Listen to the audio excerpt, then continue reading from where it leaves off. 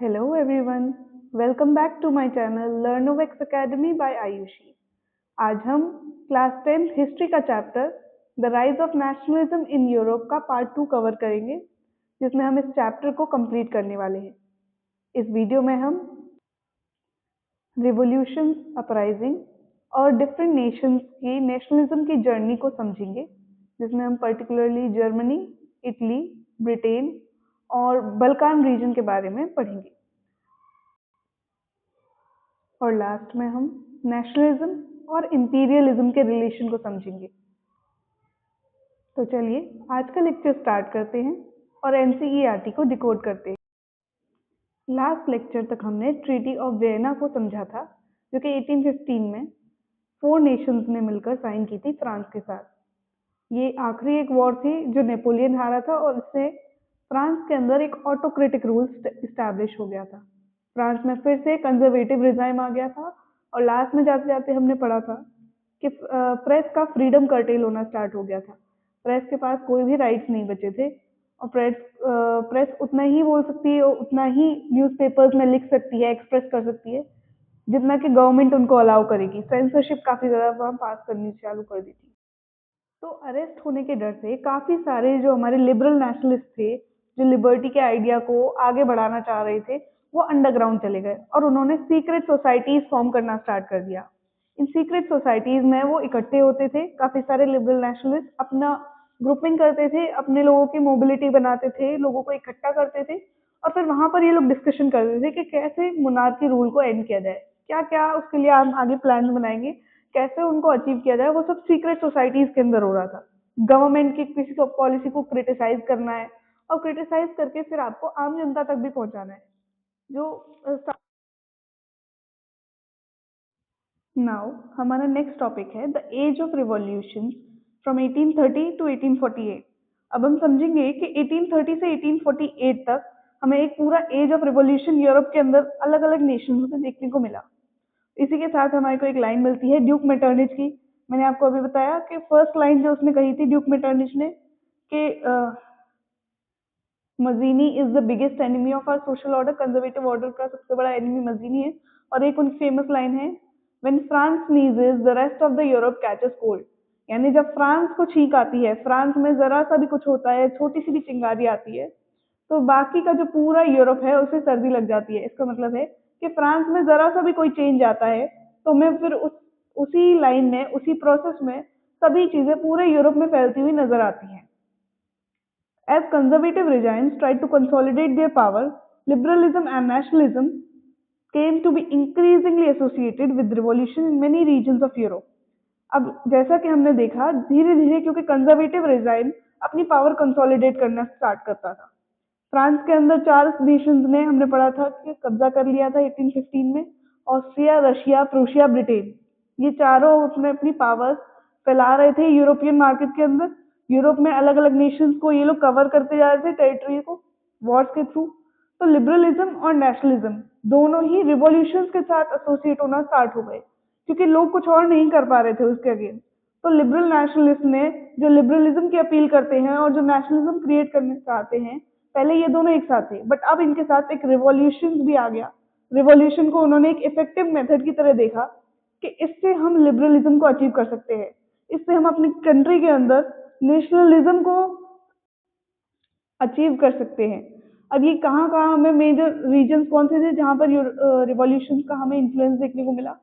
We saw Italy में हुआ, German states में, ओटोमन एम्पायर, आयरलैंड, पोलैंड, सभी के अंदर हमें काफी सारे रिवॉल्यूशन इस टाइम पीरियड में देखने को मिले, जिनको हम अभी आगे पढ़ेंगे।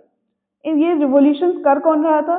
तो जैसा मैंने आपको पहले बताया, रिवॉल्यूशन वही लोग करेंगे जो पहले इस रिजाइम के लिए डिमांड कर रहे थे कंजर्वेटिव ऑर्डर से पहले, और वो ये चीजें इंजॉय भी कर चुके हैं।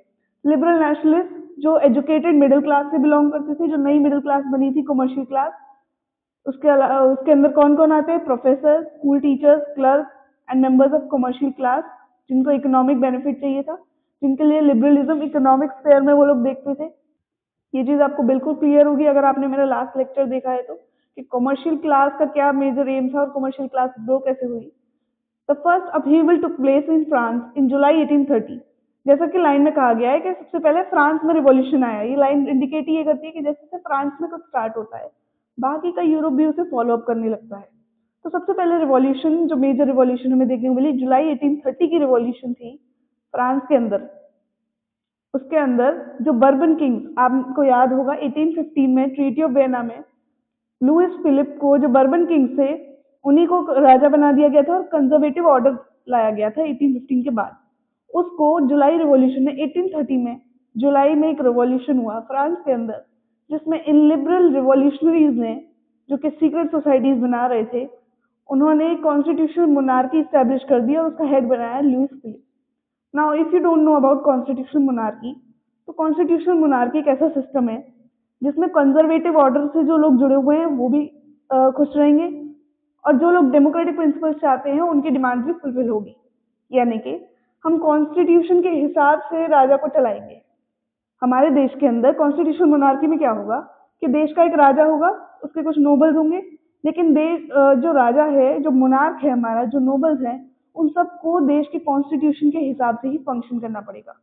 और कॉन्स्टिट्यूशन बनाएंगे लिबरल लोग, कुछ लोग इलेक्ट होकर आएंगे और वो लोग कॉन्स्टिट्यूशन बनाएंगे। तो मेन पावर रहेगी कॉन्स्टिट्यूशन के पास, न कि मोनार्क के पास। मोनार्क सिर्फ एक नॉमिनल पावर बनकर रह जाएगा। तो लुइस फिलिप को मोनार्क तो बना दिया गया, लेकिन अब उसे सारे फंक्शंस किस हिसाब से लेने, सारे डिसीजन कॉन्स्टिट्यूशन पर बेस्ड होंगे। इस जुलाई रिवॉल्यूशन से यूरोप के अलग अलग नेशंस में एक फायर सी जनरेट हो गई, एक आग सी फैल गई कि रिवॉल्यूशन करने पर कंजर्वेटिव ऑर्डर झुक जाता है और हमारी डिमांड्स को फुलफिल करने की बात सुनी जाती है। धीरे धीरे रिवॉल्यूशन से हम भी फ्रांस की तरह अपनी बात आगे रख सकते हैं और अपनी कंट्री को कंजर्वेटिव ऑर्डर से फ्री करा सकते हैं। जिसमें सबसे पहला जुलाई रिवॉल्यूशन का एक अपराइजिंग हमें देखने को मिला, उसका ही इम्पैक्ट है ब्रुसेल्स के अंदर। ब्रुसेल्स जो कि बेल्जियम की कैपिटल है, बेल्जियम नीदरलैंड से अलग हो गया, और ये हुआ सब जुलाई रिवॉल्यूशन के इम्पैक्ट में आके। वहां पर भी रिवॉल्यूशन हुआ। यूनाइटेड किंगडम ऑफ नीदरलैंड के अंदर बेल्जियम आता था, और वो उससे ब्रेक डाउन होकर ब्रुसेल्स के अंदर इतना बड़ा अपराइजिंग हुआ कि बेल्जियम और नीदरलैंड अलग अलग हो गए। ऐसे ही कुछ ग्रीस की कंडीशन भी थी। अगर हम ग्रीस की कंडीशन को देखें तो ग्रीक वॉर ऑफ इंडिपेंडेंस भी रिवॉल्यूशन से ही इंस्पायर्ड था। ग्रीक का अगर आप स्टोरी उसकी समझेंगे तो ग्रीक ओटोमन एम्पायर का पार्ट था since the 15th century. 15th century आप समझते हैं 1400 से लेकर 1401 से लेकर 1500 तक, ये सेंचुरी को हम 15th सेंचुरी बोलते हैं। तो इस टाइम पीरियड तक ग्रीस जो था वो ओटोमन एम्पायर का पार्ट था। ओटोमन एम्पायर हम नेक्स्ट चैप्टर में भी बहुत डिटेल में पढ़ने वाले हैं। ओटोमन एम्पायर जरूरी है आपके लिए समझना। ऐसे समझिए कि जो इस्लाम जो राइज हुआ है ना, वो ओटोमन एम्पायर से मेनली हुआ है, वहां से उसका प्रचार प्रसार सब स्टार्ट हुआ है। ओटोमन एम्पायर में रहता था मुस्लिम वर्ल्ड का जो सबसे बड़ा किंग होता था, खलीफा। ठीक है, मुस्लिम रिलीजियस हेड जो होता था खलीफा, वो ओटोमन एम्पायर का हेड होता था। ओटोमन एम्पायर के अंदर सारे मुस्लिम नेशंस आते थे, जैसे कि आज के टाइम पर सऊदी अरेबिया, ईरान, इराक, ये वाला जो लोकेशन है ये ओटोमन एम्पायर का लोकेशन था, जिसमें पहले ग्रीस भी आता था। ठीक है, ग्रीस को आप हिंदी में यूनान कहते हैं। तो ग्रीस ओटोमन एम्पायर का पार्ट था। उसके अंदर 1821 में ही ग्रीक्स ने अपने इंडिपेंडेंस के लिए डिमांड करना स्टार्ट कर दिया और स्ट्रगल स्टार्ट हो गया ओटोमन एम्पायर के उस रीजन में जहां ग्रीक लोग रहते थे। ग्रीक लोग अलग होकर अपना खुद का एक नेशन बनाना चाहते थे। ग्रीस के नेशनलिस्ट को जो बाकी बाहर देश में रह रहे जो ग्रीक्स थे, अलग अलग नेशंस में जितने भी ग्रीक्स फैले हुए थे, उन सबका भी सपोर्ट मिला। ग्रीस के अंदर जो लोग रह रहे थे, रिवॉल्यूशन कर रहे थे, उन सबको, और काफी ज्यादा वेस्ट यूरोपियन नेशन से भी उनको सपोर्ट मिला, जिनको एंशियंट ग्रीक कल्चर के लिए सिंपैथी थी। क्योंकि ग्रीस कल्चर आप अगर देखोगे, ग्रीस सिविलाइजेशन एंशियंट सिविलाइजेशन माना जाता है। आप अगर देखोगे तो ओलंपिक्स का भी स्टार्ट, ओलंपिक उस टाइम पे जब फर्स्ट स्टार्ट हुए थे 1896 में, तो ग्रीक में ही हुए थे। तो काफी सारी चीजों का ओरिजिन है ग्रीस, और ग्रीस बहुत ही पुराना सिविलाइजेशन है, इसलिए इसको हम क्रैडल ऑफ सिविलाइजेशन भी बोलते हैं। हमको आगे देखने को मिलेगा, cradle of European civilisation. Poets और आर्टिस्ट ने ग्रीस को क्रैडल यानी कि झूला, क्रैडल होता है झूलना या पालना, यूरोपियन सिविलाइजेशन का झूला और पालना बोला गया ग्रीस को। ये इंपॉर्टेंट क्वेश्चन है, एमसीक्यू में आता है। और पब्लिक ओपिनियन को मोबिलाइज किया गया पोइट्स और आर्टिस्ट के थ्रू, अपनी पोयम में, अपनी पिक्चर्स में, अपनी बुक्स में, अपनी मैगजीन्स में। ग्रीस के जो नेशन स्ट्रगल था ग्रीस के लोगों की जो डिमांड्स थी, उनका जो एस्पिरेशंस थी, और उनकी जो मेन शिकायतें थी मुस्लिम एम्पायर से, उनको क्यों अलग होना था, वो सभी चीज़ों को सपोर्ट मिला। बाहर से भी वेस्ट यूरोपियन नेशंस ने भी सपोर्ट किया, जो बाहर ग्रीक रहे उन्होंने भी सपोर्ट किया, और पोइट्स और आर्टिस्ट ने वहाँ अंदर रहकर इन चीज़ों को आगे अपलॉड किया। इंग्लिश पोइट लॉर्ड बायरन इसी में जाने जाते हैं, जिनकी 1824 में आउट ऑफ फीवर डेथ हो गई। जो जिन्होंने बहुत सारे फंड ऑर्गेनाइज किए ग्रीस के लिए। इंग्लिश पोइट लॉर्ड बायरन ने एक तो अपनी पोएम्स के थ्रू उनके एस्पिरेशंस को दिखाया, और बाद में फंड्स ऑर्गेनाइज किए उनको फाइट करने के लिए, और फिर खुद भी वॉर में फाइट करने गए थे।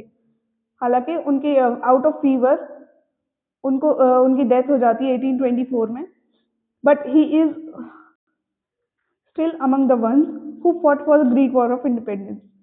ग्रीक फाइनली आज़ाद होता है 1832 में ट्रीटी ऑफ कॉन्स्टेंटिनोपल के साथ, और उस ट्रीटी को साइन करते ही ग्रीस बन जाता है एक इंडिपेंडेंट नेशन। तो ग्रीस का जो पूरा कॉन्सेप्ट था ग्रीस को इंडिपेंडेंट नेशन बनने का, वो पूरा का पूरा रिवॉल्यूशन पर ही डिपेंडेंट था। ग्रीक में लोगों ने डिमांड्स की और रिवोल्ट किया। रिवोल्ट में उनका कई लोगों ने साथ दिया। रिवोल्ट का साथ इसलिए दिया, वो फ्रांस के नक्शे कदम पर चल रहा था। फ्रांस में सब लोग देख चुके थे कि रिवॉल्यूशन करने से कुछ ना कुछ हमें पॉजिटिव ही अचीव होगा, हमारी डिमांड हम खुद अपने आप प्रूव कर पाएंगे, अपने आप को रिवॉल्यूशनरी एक्टिविटीज ही हमारा मेन मोटिव अब रहनी चाहिए। तो रिवॉल्यूशन के through he treaty of Constantinople तक ये ग्रीस पहुंचा, और 1832 में ग्रीस आज़ाद हुआ। अब आगे हम पढ़ेंगे रोमांटिक इमेजिनेशन और नेशनलिस्ट फीलिंग्स के बारे में। इसमें हमें समझना है कि रोमांटिसिज्म क्या होता है। अब ये एक वर्ड हम समझेंगे रोमांटिसिज्म, जो कि काफ़ी इंपॉर्टेंट रोल प्ले करेगा। ये भी सीबीएसई में अभी रिसेंट ट्रेंड्स में देखने को मिला है, काफ़ी सालों से ये क्वेश्चन नहीं आ रहा था, बट रिसेंटली इस पर 3 मार्क्स का क्वेश्चन और 5 मार्क्स का क्वेश्चन भी पूछे जा रहे हैं। तो ये भी आपके लिए समझना, क्योंकि कॉन्सेप्ट बिल्डिंग मेन रहती है इसके अंदर। इसमें आपको कोई भी ऐसा फैक्ट नहीं मिलेगा जो आपको याद रखना है। So let's start with this romantic imagination and national feeling. तो फर्स्ट ऑफ ऑल हमें समझना जरूरी है what was the romantic imagination जिसकी हम बात कर रहे हैं। रोमांटिसिज्म और रोमांटिक इमेजिनेशन आप जिस कंस्ट्रक्ट में पढ़ रहे हो, इसमें एक कल्चरल मूवमेंट है ना। और एक कल्चरल मूवमेंट सिर्फ नेशनल फीलिंग को जगाने के लिए है, कि लोगों में नेशनलिज्म के लिए एक शेयर्ड बिलोंगिंग आए। लोग एक अपने आप को आपस में एक क्रिएट किया जाए, एक sense of shared collective heritage. हम सबकी कलेक्टिव हेरिटेज है, हम सबकी संस्कृति एक ही है, हमारा कल्चरल पास्ट एक ही है, हमारी हिस्ट्री एक है, हमारी लैंग्वेज एक है, और ये सब शो किया जाए डिफरेंट डिफरेंट आर्ट फॉर्म्स के थ्रू, जिसमें कल्चर सबसे मेन रोल प्ले करता है। कल्चर हमें दिखाया जाता है हमारे नेशन का, है ना। हमारे जो नेशन है उसका आइडिया क्रिएट करना लोगों के दिमाग में आर्ट के थ्रू, पोइट्री के through, stories, music, plays, movies, काफी सारे तरीके से हमारा नेशन है। सपोज जैसे इंडिया के अंदर आपको देखने को मिलेगा हमारे पास काफी सारे फोक सॉन्ग्स हैं, हमारे पास अपनी भारत माता की इमेज है। तो वो भारत माता की इमेज क्या करती है, उससे हम सब लोग इंस्पायर होते हैं, उससे हम लोग आइडेंटिफाई करते हैं अपने आप को। जैसे आपको वो पिक्चर दिखती है जिसमें एक लेडी होती है, पीछे उसका हमारा फ्लैग होता है ना, उनने क्राउन पहना होता है, बंगाल टाइगर साथ में होता है, तो आपके दिमाग में क्या इमेज आती है, दैट दिस इज अस, ये हम है ना, ये हमारा रिप्रेजेंटेशन है। तो ऐसे ही कल्चर ने हर जगह बहुत ही इंपॉर्टेंट रोल प्ले किया है नेशनलिस्ट फीलिंग को जगाने के लिए, उस आइडिया ऑफ नेशन को क्रिएट करने के लिए, लोगों के अंदर नेशनलिस्ट फीलिंग्स को शेप करने के लिए, बनाने के लिए। तो romanticism it was a cultural movement which sought to develop a particular form of nationalist sentiment, जिसका मेन पर्पस था नेशनलिस्ट सेंटिमेंट लोगों के अंदर जगाना। Romantic artists and poets generally criticized the glorification of reason and science and focused instead on emotions, institutions and mystical feelings. जो romantic artist हुआ करते थे वो मेनली उनका फोकस होता था कि उनको क्रिटिसाइज करना है साइंस को, लॉजिक को, रीजन को, इन सब चीजों को खत्म करके, कि कोई इंसान लॉजिक नहीं लगाए उसमें, सीधे अपने नेशन से कनेक्ट कर पाए। ये हमारा नेशन के प्रति प्यार है, भक्ति है। अब आप उसको लॉजिकली डिफाइन नहीं कर सकते कि क्यों है, उसमें हमारा क्या प्रॉफिट है। अगर आप लॉजिकली सोचोगे या साइंस की तरफ से जाओगे तो पहले आप कैलकुलेट करोगे कि हमारा नेशन की तरफ हम क्या करना चाह रहे हैं और उससे हमारा प्रॉफिट क्या है, तब आप उसके बारे में सोचोगे। कुछ लोग नहीं जाएंगे उसकी तरफ। तो इमोशन, इंट्यूशन, यानी आपके अंतरात्मा क्या कहती है, आपको लगता है आपको हमारा साथ देना चाहिए, तो हम उस पर फोकस करेंगे, है ना। मिस्टिकल फीलिंग्स, जादुई फीलिंग्स के ऊपर, है ना। जादू के ऊपर, इच्छाओं के ऊपर, ऐसी फीलिंग्स के ऊपर जो कि दिखाई नहीं देती, एब्स्ट्रैक्ट फॉर्म ऑफ लव, उन सबको एम्फेसाइज करते हैं अपने नेशन के लिए, ताकि उस सबको बिल्ड किया जाए। तो इसीलिए ये साइंस और रीजन को क्रिटिसाइज करते हैं romantic artist. Their effort was to create a sense of shared collective heritage, a common cultural past as the basis of a nation. इसमें हमें एक रोमांटिक आर्टिस्ट जो मेन फेमस देखने को मिलेंगे, जोहान गॉटफ्रेड हर्डर। इनका टाइम पीरियड आपको याद नहीं रखना, आपको नाम याद रखना है, जोहान गॉटफ्रीड हर्डर। ये क्यों फेमस है, इनका नाम क्यों लिया जाता है? इन्होंने काफी सारे फोक सॉन्ग्स, फोक पोइट्री और फोक डांसेस के थ्रू एक वोक्स गीत का कॉन्सेप्ट और दास वोक का कॉन्सेप्ट दिया था। दास वोक और वोक्स गीत दोनों ही बहुत फेमस हुए इनके नाम से। अब दास वोक वो बोलते हैं कॉमन पीपल को, अपनी भाषा में वो कॉमन पीपल को बोलते हैं दास वोक, है ना। और वोक्स गीत तो होता है उनके नेशन का जो गीत है, वो फोक सॉन्ग को बोलते हैं वोक्स गीत, उनका नेशन, ठीक है। तो उसके आइडिया को इंस्पायर करने के लिए, लोगों में एक नेशनलिज्म की स्पिरिट को जगाने के लिए उन्होंने अपनी तरफ से फोक पोइट्री, जो लोकगीत होते हैं ना, जो हमारे ही समाज में गाए जाते हैं, जैसे अगर आप मथुरा की बात करेंगे तो यहाँ पर लोक भाषा जो हमारी बोली है वो ब्रज भाषा है, और ब्रज के जितने भी गीत होते हैं वो हमारे फोक सॉन्ग है। इसी तरीके से काफी सारे फोक सॉन्ग इंडिया के अंदर भी बहुत सारे हैं, तो इन्होंने अपने उस रीजन का फोक सॉन्ग, फोक पोइट्री, फोक डांसेस काफी सारे, इन सब को यूज करके नेशनलिज्म की एक ट्रू स्पिरिट, जो वोक्स गीत की एक ट्रू स्पिरिट जनरेट करने की कोशिश की। और इनका मानना था कि जो ट्रू जर्मन कल्चर है वो वही उन्हीं लोगों से डिस्कवर किया जाता है। ट्रू जर्मन कल्चर आपको उन्हीं लोगों में मिलेगा जो वहाँ के कॉमन पीपल हैं, जो वहाँ रोज रह रहे हैं, जो वहाँ की कंडीशन समझते हैं ना। यानी कि जो दास लोग हैं वही समझ सकते हैं कि ट्रू जर्मन कल्चर कहाँ पर था, कैसे था और किस तरीके का था, जिससे दास लोग को कलेक्ट किया जा सके, ठीक है। तो collecting and recording this form of folk culture was essential to the project of nation building. ये करना बहुत जरूरी था नेशन बिल्डिंग के लिए।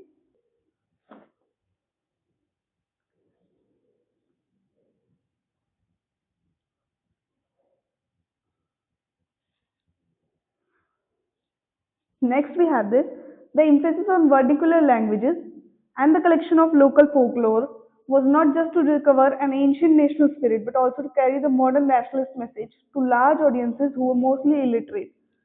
इसका एक और मेन रीजन था कि जो लोग पढ़ नहीं सकते, जो लोग मैगजीन्स नहीं पढ़ते, जो लोग सीक्रेट सोसाइटीज में नहीं जाते हैं, वो वाले जो दास लोग हैं, वो वाले जो कॉमन पीपल है, जो सिटीजन है कंट्री के, जो मोस्टली इलिटरेट हैं, वो उस लार्जर ऑडियंस तक नेशनलिज्म का जो मैसेज है वो कैसे पहुंचाया जाएगा। तो लोकल फोकलोर को कलेक्ट कर ही, है ना, लोकल फोक जितनी भी स्टोरीज हैं उन सबको आप रिसाइट करोगे तो लोगों को वो समझ में आएंगी, जितने भी लोग हैं। वर्निकुलर लैंग्वेज पर फोकस देना, यानी जो पुराने टाइम से जो आम बोलचाल की भाषा है, लोकल पीपल की जो लैंग्वेज है, उसको फोकस देने से उन लोगों को कनेक्ट किया जा सकता है इस पूरे रिवोल्यूशनरी मैसेज से, है ना। पूरा जो नेशनलिज्म का पाथ है उसमें उन लोगों को कलेक्ट करने के लिए लोकल फोकलोर और वर्निकुलर लैंग्वेजेस पर इम्फेसिस दिया जाने लगा। इसमें हमें सबसे बेस्ट एग्जाम्पल देखने को मिलता है पोलैंड का। पोलैंड का पार्टीशन कर दिया था ग्रेट पावर्स ने। ग्रेट पावर्स कौन सी थी? रशिया, प्रूशिया और ऑस्ट्रिया। हमें देखने को मिला था रशिया, प्रूशिया, ऑस्ट्रिया। जो ट्रीटी ऑफ वेना में भी आपको तीनों देखने को मिलेंगे। इन्होंने पोलैंड पर कब्जा कर लिया था और पोलैंड का पार्टीशन कर दिया, है ना, डिफरेंट डिफरेंट पार्ट्स में। तो नेशनलिस्ट फीलिंग पोलैंड के अंदर एग्जिस्ट की गई, या हम कह सकते हैं जागरूक रखी गई, अलाइव रखी गई through music and languages. Language का यूज करके, वहाँ के म्यूजिक का यूज करके, जो पॉलिश लैंग्वेज थी उसकी वजह से पोलैंड के लोगों के अंदर नेशनलिस्ट फीलिंग को क्रिएट रखा गया, बनाए रखा गया। जैसे इसमें हमें नाम देखने को मिलता है Karol Kurpinski. He was also a revolutionary, a liberal writer and poet. तो उन्होंने नेशनल स्ट्रगल को अपने ओपेराज और म्यूजिक के थ्रू दिखाया। जो नेशनल स्ट्रगल था पोलैंड के लोगों का, वो अपने ओपेराज में, म्यूजिक शोज के अंदर दिखाते थे। उन्होंने फोक डांसेस को, पोलोनेज नाम के फोक डांस को और मजूरका नाम के फोक डांस को नेशनल सिंबल बना दिया। यानी कि जो उनके आगे फोक डांसेस थे, जो पोलैंड के एसेंशियल डांसेस थे, ट्रेडिशनल डांसेस थे, जिनमें आपको मिलता है पोलोनेज एंड मजूरका, उनको नेशनल सिंबल्स में कन्वर्ट कर दिया, इतना पॉपुलराइज किया उनको, ठीक है। हालांकि पोलैंड किसी और के अंडर अभी आ रहा था, जो ग्रेट पावर्स थी उनके अंडर, बट पोलैंड के अंदर ये चीजें जो नेशनल सेंटिमेंट थी उसको बनाए हुए रखी हुई थी। लैंग्वेज ने भी इंपॉर्टेंट रोल प्ले किया। रशियन ऑक्यूपेशन के बाद पोलिश लैंग्वेज को बंद कर दिया गया था, स्कूल में आप पॉलिश नहीं यूज कर सकते। रशियन लैंग्वेज को हर जगह लोगों पर इम्पोज किया गया। अब जो लोगों को रशियन आती नहीं है, रशियन है, उन पर एकदम से अटैक किया है, वो लोग एक दिन में रशियन बोलना नहीं सीखेंगे। दूसरा, वो अपनी पॉलिश लैंग्वेज जो उनकी मदर टंग है, जो उनकी नेशनल लैंग्वेज थी, पहले से उनकी पहचान है, आइडेंटिटी है, क्या वो उसे इतनी इजीली छोड़ देंगे? तो पोलिश लैंग्वेज उन लोगों ने बंद कर दी रशियन ऑक्यूपेशन के बाद। रशियन ने कंपल्सरीली बंद कर दिया पोलिश का यूज। लेकिन 1831 में एक आर्म्ड रेबेलियन रशियन रूल के अगेंस्ट किया गया, जिसको भी अल्टीमेटली क्रश कर दिया गया। पोलैंड ने कोशिश करी थी 1831 में रशिया को हराने की, बट उसमें वो अनसक्सेसफुल रहे। हालांकि चर्च गैदरिंग, रिलीजियस इंस्ट्रक्शन जितने भी होते थे, पोलैंड में पोलिश लैंग्वेज का यूज जितना ज्यादा किया जा सकता था, उनके अगेंस्ट नेशनल रेजिस्टेंस दिखाने के लिए किया गया। तो हमें देखने को मिलता है कि पोलैंड के अंदर जो क्लर्जी क्लास थी, क्लर्जी क्लास आप समझते हैं, जो रिलीजियस लीडर्स थे, जैसे पोप हो गए, चर्च के जितने भी फंक्शन है, जितने भी रिलीजियस इंस्ट्रक्शन है, वो सब पोलिश लैंग्वेज में देना स्टार्ट किया। अब चर्च के अंदर सब लोग जाते हैं। क्लर्जी एक ऐसा सोसाइटी का पार्ट है जिसके साथ सब लोग जुड़े हुए थे, कनेक्टेड थे। तो उसमें पोलिश लैंग्वेज का यूज करना एक वेपन की तरह था against the national resistance show करने के लिए, against the government, Russian empire के अगेंस्ट। एज अ रिजल्ट हमें देखने को मिला बहुत सारे प्रीस्ट और बाइशप्स इसके लिए जेल भी गए। उनको सर्बिया भेजा गया रशियन अथॉरिटीज के थ्रू। उनको पनिशमेंट मिली कि वो रशियन नहीं पढ़ा रहे हैं ना, लोगों को रशियन प्रीच नहीं कर रहे, और पोलिश लैंग्वेज को यूज करने की तरह एक सिंबल की तरह देखा गया रशियन फोर्स के अगेंस्ट। तो हमें देखने को मिला कैसे लैंग्वेज भी, कैसे हमारा जो नेशनल कल्चर है, हमारा कल्चर, सोसाइटी, हमारा बैकग्राउंड कैसे हमें हेल्प करता है इंडिपेंडेंस की तरफ आगे बढ़ने। इसी के साथ साथ इसी टाइम पीरियड में 1830 से 1848 के बीच में हमें देखने को मिला कि सभी यूरोप में बेसिकली एक इकोनॉमिक क्राइसिस हमें देखने को मिला। इकोनॉमिक हार्डशिप आ गई ड्यूरिंग द 1830 यूरोप के अंदर। तो यूरोप के काफी सारे नेशन इससे स्ट्रगल कर रहे थे, हंगर की प्रॉब्लम से काफी ज्यादा हार्डशिप हो गई, और उसकी वजह से आम जनता ने रिवोल्ट करना स्टार्ट किया। अब ये भी तो एक रिवोल्यूशन का पार्ट हो गया कि लोग प्रोटेस्ट कर रहे हैं गवर्नमेंट के अगेंस्ट, कि गवर्नमेंट उन्हें बेसिक लिविंग नीड्स नहीं प्रोवाइड कर रही। आइए चलिए इसे देखते हैं। The first half of 19th century was enormous increase in population all over the Europe. 19th century start होने से हमें देखने को मिला कि यूरोप में बहुत ज्यादा पॉपुलेशन बूम होगा, है ना, पॉपुलेशन बहुत ज्यादा बढ़ेगी। उसी के साथ साथ ये पॉपुलेशन मेनली बढ़ेगी सिटीज के अंदर। यूरोप के अंदर इस टाइम पे इतनी इकोनॉमिक हार्डशिप आ गई कि लोगों में एम्प्लॉयमेंट सीकर्स ज्यादा थे और एम्प्लॉयमेंट प्रोवाइडर्स बहुत कम थे। यानी एक ज्यादातर कंट्रीज में हमें ये कंडीशन देखने को मिली कि जॉब सीकर्स बहुत ज्यादा हैं और एम्प्लॉयमेंट बहुत ही कम है। उसके साथ ही साथ पॉपुलेशन रूरल एरिया से अर्बन एरियाज में माइग्रेट कर रही है। अब आप सोचिए कि एक शहर के अंदर, suppose we take a small town Kanpur, suppose Kanpur के अंदर उसके आसपास के जितने गांव हैं या उसके साथ वाले डिस्ट्रिक्ट के जितने भी गांव हैं, वहां से रूरल पॉपुलेशन माइग्रेट करके आ रही है। या आप अपने शहर में सोचिए, अगर गांव के ज्यादातर लोग यहाँ काम करने आएंगे आपके शहर में, तो क्या वो रेंट दे पाएंगे? एक तो शहर में अगर आपको रहना है और आपकी प्रॉपर्टी नहीं है, वर्क करने के लिए आ रहे हो, तो आप रेंट पर रहोगे, और रेंट होगा बहुत ज्यादा, तो आप कहाँ पर रहोगे? आपके पास एक ही ऑप्शन बचता है, ओवर क्राउडेड स्लम, यानी आपको स्लम एरियाज भी मिलेंगे, है ना। और फिर स्लम एरियाज भी ओवर क्राउडेड हो जाएंगे क्योंकि बहुत सारा पॉपुलेशन माइग्रेट कर रहा है धीरे धीरे। तो रूरल एरिया से सभी लोग आ रहे हैं और स्लम में ऑलरेडी भी बहुत लोग हैं। तो ऐसी कंडीशन मिली कि स्लम्स ओवर क्राउडेड हो रहे हैं, बहुत ज्यादा भीड़ हो रही है स्लम्स के अंदर। सब एक ही स्लम के अंदर काफी सारे लोग रह रहे हैं, फिर वहां पे बेसिक फैसिलिटीज भी नहीं होती, है ना। वहाँ पे वाटर प्रॉपर नहीं होता, सैनिटेशन प्रॉपर नहीं होता, आपकी हाउसिंग प्रॉपर नहीं होती, एक रूम के अंदर बहुत सारे लोग होते हैं। तो ये सारी प्रॉब्लम्स वहाँ पे लोगों को फेस करनी पड़ी जैसे पॉपुलेशन बढ़ी और माइग्रेशन हुआ। उसके साथ साथ इकोनॉमिक लेवल पर, क्योंकि इंग्लैंड के अंदर इंडस्ट्रियलाइजेशन आ गया था, तो इंग्लैंड के अंदर इंडस्ट्रियलाइजेशन आने से वहाँ से मशीन मेड गुड्स यहाँ पर यूरोप में ट्रांसफर किए जा रहे थे, और हमें वहाँ पर इम्पोर्ट देखने को मिला। यूरोप के अंदर बहुत सारा सामान आ रहा था इंग्लैंड से। अब इंग्लैंड का जो भी प्रोड्यूस है वो मशीन से बनाया गया है इंडस्ट्रियलाइजेशन के थ्रू। तो इंग्लैंड, यूरोप के अंदर जो डोमेस्टिक प्रोड्यूसर्स हैं, जो वहां पर खुद बनाते हैं, छोटे मोटे कारीगर उन टाउन के अंदर, सिटीज के अंदर, उन्हें बहुत ज्यादा कंपटीशन फेस करना पड़ा, है ना। क्योंकि इंग्लैंड से जो मटेरियल बन के आएगा, एक तो उसकी क्वालिटी बहुत अच्छी होगी और प्राइसेस लो होंगे। प्राइसेस लो इसलिए होंगे क्योंकि वो इंडस्ट्रीज में बनाया गया है, फैक्ट्रीज में। और यूरोप के अंदर इंडस्ट्रियलाइजेशन आया ही नहीं था उस टाइम तक, केवल टेक्सटाइल प्रोडक्शन तो सबसे ज्यादा हिट हुआ इससे। क्योंकि टेक्सटाइल प्रोडक्शन मेनली यूरोप में घरों में हो रहा था या छोटी छोटी वर्कशॉप्स में थोड़ा सा मशीनरी का यूज करके। तो अब अगर आप कंज्यूमर हो इन दोनों मटेरियल में से, एक इंग्लैंड से बना हुआ फाइन कपड़ा आया है, खूब सारे उसमें डिजाइन है, आपको वैरायटी भी मिल रही है और कॉस्ट भी कम है, तो आप उसको परचेज करोगे। ये जो आपके घर वाली दुकान है जहाँ पर हाथ से बनाया जा रहा है वो कपड़ा काफी टाइम में बन रहा है और उसकी कॉस्ट ज्यादा है क्योंकि उसमें मेहनत ज्यादा है, तो आप किसको परचेज करोगे? यू विल गो जिसमें ज्यादा फैसिलिटीज है और जो ज्यादा चीप है।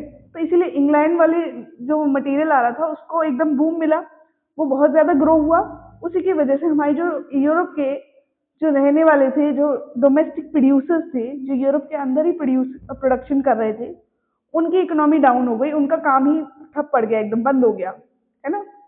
उसके अलावा जिन रीजंस में हमें एरिस्टोक्रेसी में अभी भी पावर में मिली, यानी मोनार्कियल रूल अभी भी पावर में था, वहां पर पीजेंट्स का मेन स्ट्रगल था सर्फडम, यानी उनसे बंधुआ मजदूरी कराई जा रही है ना। फ्यूडल ड्यूज का उनका बर्डन है, ऑब्लिगेशन, यानी वो जिस जमीन पे रह रहे हैं अब उसके लिए उनको कुछ ना कुछ करना पड़ेगा।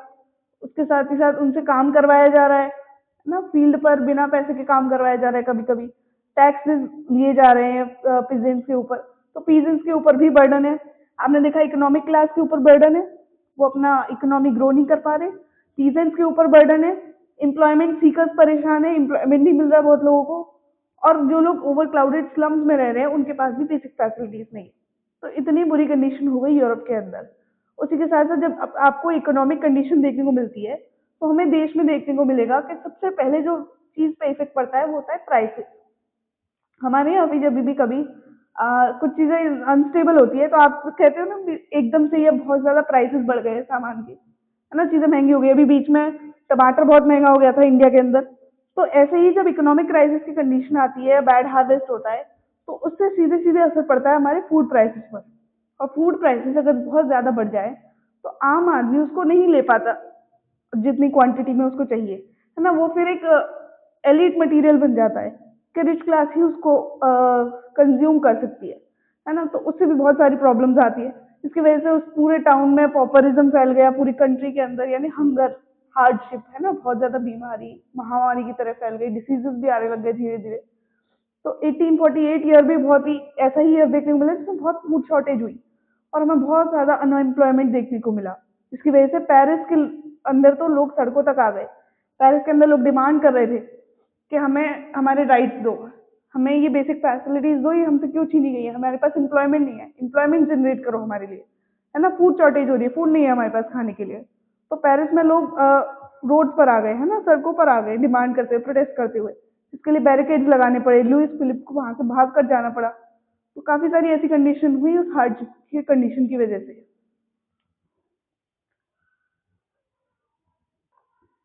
A national assembly proclaimed a republic, granted suffrage to all adult males above 21, and guaranteed the right to work. National workshops to provide employment were set up.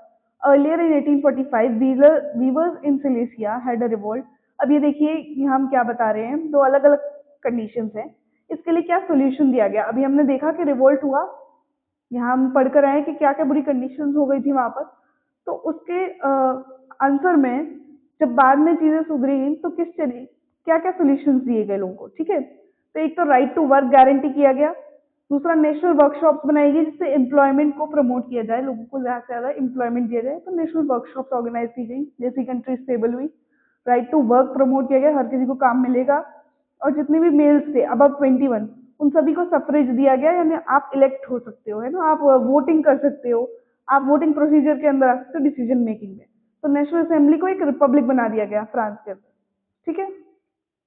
1845 की एक स्टोरी दे रखी है, इकोनॉमिक हार्डशिप की story है। Silesia के अंदर एक revolt हुआ था जिसमें जो आम जनता थी, जो वर्कर्स थे, एक टेक्सटाइल मिल के वर्कर्स ने कॉन्ट्रैक्टर्स के अगेंस्ट रिवोल्ट स्टार्ट किया था। और वो जो वर्कर्स थे वो टेक्सटाइल, ये जो कॉन्ट्रैक्टर था उनका, जो उनके पैसे नहीं दे रहा था, है ना, उन्हें परेशान कर रहा था, उनको वर्किंग आवर्स प्रॉपर नहीं दिए थे, तो उनकी काम की कंडीशन भी खराब। तो वर्कर्स सभी सारे एक साथ मिलकर रिवोल्ट करने आ जाते हैं उस कॉन्ट्रैक्टर के अगेंस्ट, उसके घर के बाहर।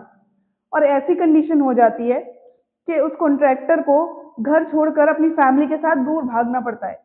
वो काफी टाइम बाद आता है और फिर कुछ लोगों की, आई गेस 11 लोगों की जान भी जाती है, वीवर्स की, उनमें वर्कर्स की, ठीक है। तो हाँ, वीवर्स का केस था एक्चुअली। तो जो है ना वीवर्स सिलेसिया के अंदर, तो ये एक केस था इसमें कॉन्ट्रैक्टर को अपनी पूरी फैमिली के साथ ही भागना पड़ा था क्योंकि वर्कर्स रिवोल्ट इतना ज्यादा कर रहे थे उसके अगेंस्ट। अब सोचने की बात ये है कि जब इतने सारे लोग रिवोल्ट कर रहे हैं और पॉपुलर अनरेस्ट हमें देखने को मिल रहा है, तो उस टाइम पर हमारा एजुकेटेड मिडिल क्लास, जिसने मेनली रिवॉल्यूशन स्टार्ट किया था, जो रिवॉल्यूशनरीज बने थे, जो middle class liberal nationalist demands को आगे बढ़ा रहा था, वो क्लास क्या कर रहा था? तो उन रिवोल्ट के पैरेलल उसी टाइम पीरियड में जब पुअर लोगों का, अनएम्प्लॉयड, स्टार्विंग पीजेंट्स, ये सब रिवोल्ट कर रहे थे, तो कई सारे यूरोपियन कंट्रीज के अंदर 1848 के बाद एक रिवॉल्यूशन लीड किया गया by educated middle class. Educated middle class तैयारी कर रही थी एक रिवॉल्यूशन की 1848 के बाद। फरवरी 1848 के जो इंस्टेंसेस हुए फ्रांस में, हमने देखा कि हंगर था वहाँ पर, फेमाइन लाइक कंडीशन हो गई थी, जिसकी वजह से लास्ट में हमने देखा कि मोनार्क को हटाकर हमने कॉन्स्टिट्यूशनल मोनार्की को अपनाया और उसे रिपब्लिक बना दिया, है ना। नेशनल असेंबली को भी हटाकर रिपब्लिक बनाया गया। यूनिवर्सल मेल सफरेज, सभी मेल्स को जो 21 प्लस हैं उन सबको राइट टू वोट दे दिया गया। तो ये सारी चीजें फ्रांस के अंदर हुई 1848 में। तो यूरोप के अदर पार्ट्स में भी जहाँ पर इंडिपेंडेंट नेशन एग्जिस्ट नहीं करते थे, जैसे कि Germany, Italy, Poland, Austro Hungarian empire, वहां पर भी लिबरल मिडिल क्लास के जितने भी लोग थे, ऑल मैन एंड वुमेन, उन सब ने अपनी डिमांड्स को कंबाइन किया और उन सब की डिमांड्स उन्होंने बनाई नेशनल यूनिफिकेशन, कि हमें अब इस देश को एक करना है। ये हमारी डिमांड है कि इस देश को एक करो, ये फ्रेगमेंटेड है बहुत ज्यादा, है ना। हमें अपने अपने देश में नेशनलिज्म की फीलिंग जागरूक करनी है। हमारा देश एक है, हमारे देश को एक करो। ये बहुत टुकड़ों में है ना। जैसे जर्मन कॉन्फेडरेशन थे 39, तो उसको वन में कन्वर्ट करो, ये जर्मनी के लोगों का कहना था। और साथ ही साथ हमारा नेशन चलेगा कॉन्स्टिट्यूशनलिज्म के ऊपर। तो जैसा कि ड्यूक मेटरनिच ने कहा था, when France sneezes the rest of the Europe catches cold, वो हमें देखने को मिलता है, तभी कहा था उसने कि जैसे जैसे फ्रांस में कुछ भी होता है तो उसका असर पूरे यूरोप के ऊपर पड़ता है और पूरे यूरोप को समझ में आता है कि हम यही इकलौता पाथ है, अब इससे आगे बढ़ सकते हैं, right. They took advantage of the growing popular unrest to push the demands for the creation of a nation state on parliamentary principles, a constitution, freedom of the press and freedom of association। ये main demand थी उनकी, है ना। तो जो unrest चल रहा था उसी का यूज करते हुए, उसका एडवांटेज लेते हुए, उसी टाइम उन्होंने अपनी डिमांड्स को भी आगे बढ़ाया इस अनरेस्ट के साथ साथ, है ना। कि उन्हें एक नेशन स्टेट फॉर्म करना है। उनकी डिमांड है कि इसे एक नेशन स्टेट बनाओ हमारे देश को, जो कि पार्लियामेंट्री प्रिंसिपल्स पर वर्क करेगा। क्या थे वो पार्लियामेंट्री प्रिंसिपल्स? कि हमारा कॉन्स्टिट्यूशन होगा, हमारे यहाँ फ्रीडम ऑफ प्रेस होगा, प्रेस सही को छापती है ना, प्रेस हमेशा सही बात को बताएगी, तो फ्रीडम ऑफ प्रेस मिलना चाहिए। और फ्रीडम ऑफ एसोसिएशन होगा, हम लोग ग्रुप्स बना सकते हैं, एसोसिएशन, यूनियन क्रिएट कर सकते हैं, है ना। उसमें हम चीजें डिस्कस कर सकते हैं, ये सारे राइट्स हमसे न लिए जाएं। जर्मन रीजन में पॉलिटिकल एसोसिएशंस बहुत ज्यादा बनना स्टार्ट हो गई, जहां पर मिडिल क्लास प्रोफेशनल, बिजनेसमैन और जो प्रॉस्परस आर्टिसंस थे वो फ्रैंकफर्ट सिटी में आते हैं और एक ऑल जर्मन नेशनल असेंबली के लिए वोट करते हैं। अब इसका असर जर्मनी पे जिस तरीके से पड़ा, तो जर्मनी का हमें एग्जाम्पल दिया गया कि जर्मनी में उसके बाद क्या हुआ, काफी सारे पॉलिटिकल एसोसिएशन बनना स्टार्ट हो गए कि जर्मनी कैसा होना चाहिए, जर्मनी में क्या लॉज होने चाहिए, और ये सब लोग मिलते हैं फ्रैंकफर्ट सिटी के अंदर। और फ्रैंकफर्ट सिटी के अंदर ये लोग मिलकर एक ऑल जर्मन नेशनल असेंबली बनाने के लिए वोट करते हैं। ये हमें कब देखने को मिलता है? ये इवेंट मिलता है हमें 18 मई 1848 को। देखो याद रखना भी इजी है, 18 मई को 1848, ठीक है। 18 मई 1848 के अंदर 831 इलेक्टेड रिप्रेजेंटेटिव्स, यानी इलेक्ट किए गए थे आम जनता के द्वारा 831 लोग। ये सभी एक फेस्टिव प्रोसेशन में, जैसे एक त्योहार की तरह, एक झांकी की तरह, ये सारे एक साथ आते हैं, है ना। फ्रैंकफर्ट पार्लियामेंट के अंदर आते हैं, जो कि फ्रैंकफर्ट पार्लियामेंट लगाई गई थी सेंट पॉल चर्च के अंदर, तो जिसकी आपको इमेज भी दी आपकी बुक के अंदर। तो ये सभी लोग जर्मन के फ्रैंकफर्ट पार्लियामेंट के अंदर आते हैं, चर्च ऑफ सेंट पॉल में, और वहां अपना कॉन्स्टिट्यूशन बनाते हैं जर्मनेशन के लिए, जिसको वो एक ऑल जर्मन नेशनल असेंबली का नाम देते हैं अपनी असेंबली को। और उसको हेड करेगा एक मोनार्क अकॉर्डिंग टू देम, जो उन्होंने ये जो प्रोसीजर बनाया कि कॉन्स्टिट्यूशन का हम एक मोनार्क बना देंगे जैसे फ्रांस की कंडीशन थी, और जो किसकी तरफ से चलेगा, पार्लियामेंट के हिसाब से चलेगा। जब ये जो टर्म्स और कंडीशन थे, ये कॉन्स्टिट्यूशन का जो प्रिंसिपल था, ये जो इन्होंने नेशनल आइडिया पर वोट किया, तो ये चीजें king of Prussia Frederick William four के पास गई और उसने इस प्रपोजल को रिजेक्ट कर दिया, जो वहाँ का मुनार्क था। और जो जर्मन नेशंस काफी सारे थे ना, छोटे छोटे कॉन्फेडरेशन बहुत सारे, तो उन सबके मोनार्क्स ने भी मना कर दिया इसके लिए। तो ये जो इलेक्टेड असेंबली का जो इनका टॉपिक था ये जो इन्होंने आगे डिमांड रखी थी इसको अपोज कर दिया गया, खत्म कर दिया गया एक तरीके से। While the opposition of aristocracy and military become stronger, धीरे धीरे इस एरिस्टोक्रेसी यानी मोनार्कियल क्लास का और मिलिट्री का अपोजिशन बहुत स्ट्रांग होता जा रहा था लिबरल नेशनलिस्ट के लिए। तो धीरे धीरे जो पार्लियामेंट का कॉन्सेप्ट था, इसका जो सोशल बेसिस था, ये खत्म हो गया, है ना। अब ये लोग डिमांड भी उनकी वर्कर्स की डिमांड और आर्टिसंस की डिमांड भी नहीं रख रहे थे, और क्योंकि इनकी डिमांड नहीं रख रहे थे आगे, तो इनके तरफ से इनको सपोर्ट भी नहीं मिला। क्योंकि सपोर्ट नहीं मिला तो धीरे धीरे इस असेंबली को लास्ट में ट्रूप्स को बुलाकर यानी फोर्स को बुलाया गया, पुलिस फोर्स का यूज करके इस असेंबली को बंद करवा दिया गया।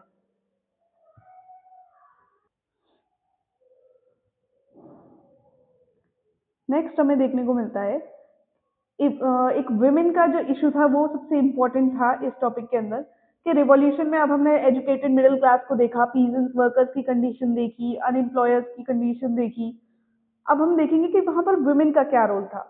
जब हमने आपको बताया कि 18 मई 1848 को जो फ्रैंकफर्ट पार्लियामेंट लगी थी सेंट पॉल चर्च में, उसके अंदर वुमेन्स प्रेजेंट थी, लेकिन उनको केवल as a observer visitors gallery में ही खड़े होने की परमिशन थी।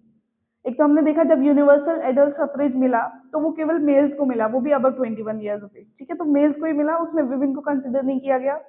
वैसे ही कहीं पर भी सर्व्स की बात नहीं हुई, जो सर्वडम था, जो बॉन्डेड लेबर्स हुआ करते थे, बंधुआ मजदूर जिनसे जबरदस्ती मजदूरी करवाई जा रही थी, गुलामी करवाई जा रही थी, स्लेव्स एंड वो सब, तो उनकी भी बात नहीं हो रही थी और ना ही वो इस रिवॉल्यूशन में कहीं दिखाई दे रहे थे। तो उन इशू क्या था, वुमेन की कंडीशन क्या थी। The issue of extending political rights to women was a controversial one within the liberal movement। ये liberal movement के अंदर ही एक और मूवमेंट चल रहा था women's का, कि उनको political rights मिलने चाहिए। उसके लिए काफी सारी women ने खुद के political associations भी बनाए, न्यूज़पेपर्स भी फाउंड किए, न्यूज़पेपर्स बनाए, political meetings में पार्ट लिया, demonstrations में पार्ट लिया, लेकिन फिर भी उनको लास्ट तक कोई अचीवमेंट ज्यादा मिला नहीं, है ना। बहुत लास्ट में जाके उनको वोटिंग राइट्स मिलते हैं, है ना। In which large number of women had participated actively over the years। women ने एक्टिव पार्टिसिपेशन अपना दिया है इन सब चीजों में, फिर भी उनको सफरेज राइट्स नहीं मिले। असेंबली इलेक्शन के अंदर जब फ्रैंकफर्ट पार्लियामेंट हुई तो वुमेन को केवल ऑब्जर्वर्स की तरह ही विजिटर्स गैलरी में बुलाया गया, वो अपना वोट नहीं दे सकते थे वहां पे। कंजर्वेटिव फोर्सेस इस लिबरल मूवमेंट को 1848 में सप्रेस करने में काफी ज्यादा हम कह सकते हैं लकी साबित हुई। उसके बाद हमें देखने को मिलता है कि धीरे धीरे, क्योंकि अब जो कंडीशन आ गई थी, रिवॉल्यूशन इतने सारे और हर कोई रिवॉल्यूशन कर रहा था मोनार्कियल फॉर्म के अगेंस्ट, उनका कंजर्वेटिव रिजाइन के अगेंस्ट, तो इतने में ये चीज तो क्लियर हो गई थी कि अब वो लोग इस ओल्ड ऑर्डर को रिस्टोर नहीं कर सकते। और ये बात मोनार्क्स को भी धीरे धीरे समझ में आने लगी कि जिस तरीके से रिवॉल्यूशन होते जा रहे हैं और रिप्रेशन हम करते जा रहे हैं बार बार, ये साइकिल चलती ही जा रही है। वो लोग रिवॉल्यूशन करते हैं, हम उसे दबा देते हैं, फिर लोग रिवॉल्यूशन करते हैं, फिर हम उसे दबा देते हैं। इसका केवल एक ही एंड है कि उनको कुछ छूट दे दी जाए, कुछ कंसेशन दे दिए जाए, उनकी कुछ डिमांड्स मान ली जाए। लिबरल नेशनलिस्ट रिवोल्यूशनरी जो थे वहां पर उनकी कुछ डिमांड्स को फुलफिल किया जाए। तो अब मोनार्क को भी यही समझ में आया। तो हमें देखने को मिला कि 1848 के बाद जो सेंट्रल और ईस्टर्न यूरोप के मोनार्कीज थी, जो ऑटोक्रेटिक थी, उन्होंने भी वो चेंजेस लाना स्टार्ट किए जो वेस्ट यूरोप में पहले ही आ चुके थे, ठीक है। जो जो पॉलिसीज थी, कुछ उनकी डिमांड्स को फुलफिल किया गया, बट इतना ही किया गया कि वो चीजें ज्यादा एक्सीड नहीं कर जाए और उनकी पावर से ऊपर नहीं चले जाए मोनार्क से। इसलिए सर्वडम और बॉन्डेड लेबर को भी हैब्सबर्ग डोमिनियंस और रशिया में खत्म कर दिया गया कि बंधुआ मजदूरी और गुलामी ये सब चीजें खत्म कर दी जाएंगी। और हैब्सबर्ग रूलर्स ने और ज्यादा ऑटोनॉमी दी हंगेरियंस को 1861 के अंदर, यानी जो वहाँ के कॉमन पीपल थे पहले से जो रह रहे थे, 1867 में उनको और ज्यादा ऑटोनॉमी मिली। तो ये सब हमने देखने को मिलता है रिवॉल्यूशन ऑफ द लिबरल्स के अंदर। नेक्स्ट अब हम समझेंगे जर्मनी की स्टोरी। जर्मनी बहुत ही ज्यादा इंपॉर्टेंट है और जर्मनी का केस आपको समझने के लिए, जर्मनी और इटली दो जो कंट्रीज हैं उसका यूनिफिकेशन पर आपका केस आता है। तो अभी हम वही स्टार्ट करने जा रहे हैं, the unification of Germany. Unification of Germany एक ऐसा केस हमको देखने को मिलता है जहां पर कंट्री की आर्मी ने उस नेशन बिल्डिंग में हेल्प की है और नेशन को बिल्ड करने में उसका योगदान रहा है सबसे ज्यादा। यानी आप सोच सकते हैं कि आपके देश की आर्मी ने मिलकर, सपोज यहाँ पर अगर ऐसा हुआ हो, अगर जर्मनी की कंडीशन हम इंडिया के एग्जांपल में लें, ऐसा मान सकते हैं कि अगर ऐसा हुआ हो, सपोज राजस्थान के आर्मी ने मिलकर पूरा इंडिया लिबरेट किया हो या इंडिया यूनाइट किया हो, तो ऐसी ही कुछ कंडीशन थी जर्मनी की। है ना। जर्मनी काफी सारे डचीज, कैंटनमेंट, किंगडम में डिवाइडेड था, लेकिन जर्मनी को जोड़ने के लिए उनमें से एक प्रूशिया किंगडम आगे बढ़ा और प्रूशिया ने ही इस इनिशिएटिव को लिया जर्मनी को जोड़ने का, और फाइनली इसे जोड़ा भी। आपको ये मैप दिखाई दे रहा होगा जर्मनी का, ये उस टाइम का मैप है जब जर्मनी जुड़ा नहीं था, ठीक है, एक यूनाइटेड नहीं था। आज के टाइम पे ये पूरा ही जर्मनी है ना, ये आपको अलग नहीं देखने को मिला, ये पूरा जर्मनी है, बट उस टाइम पे ये इस तरीके से डिवाइडेड था, है ना। चलिए पहले इसकी थोड़ा सा थ्योरी देखते हैं, फिर आपको ये मैप और अच्छे से समझ में आएगा। After 1848, nationalism in Europe moved away from its association with democracy and revolution. Nationalist sentiments were often mobilized by conservatives for promoting state power and achieving political domination over Europe.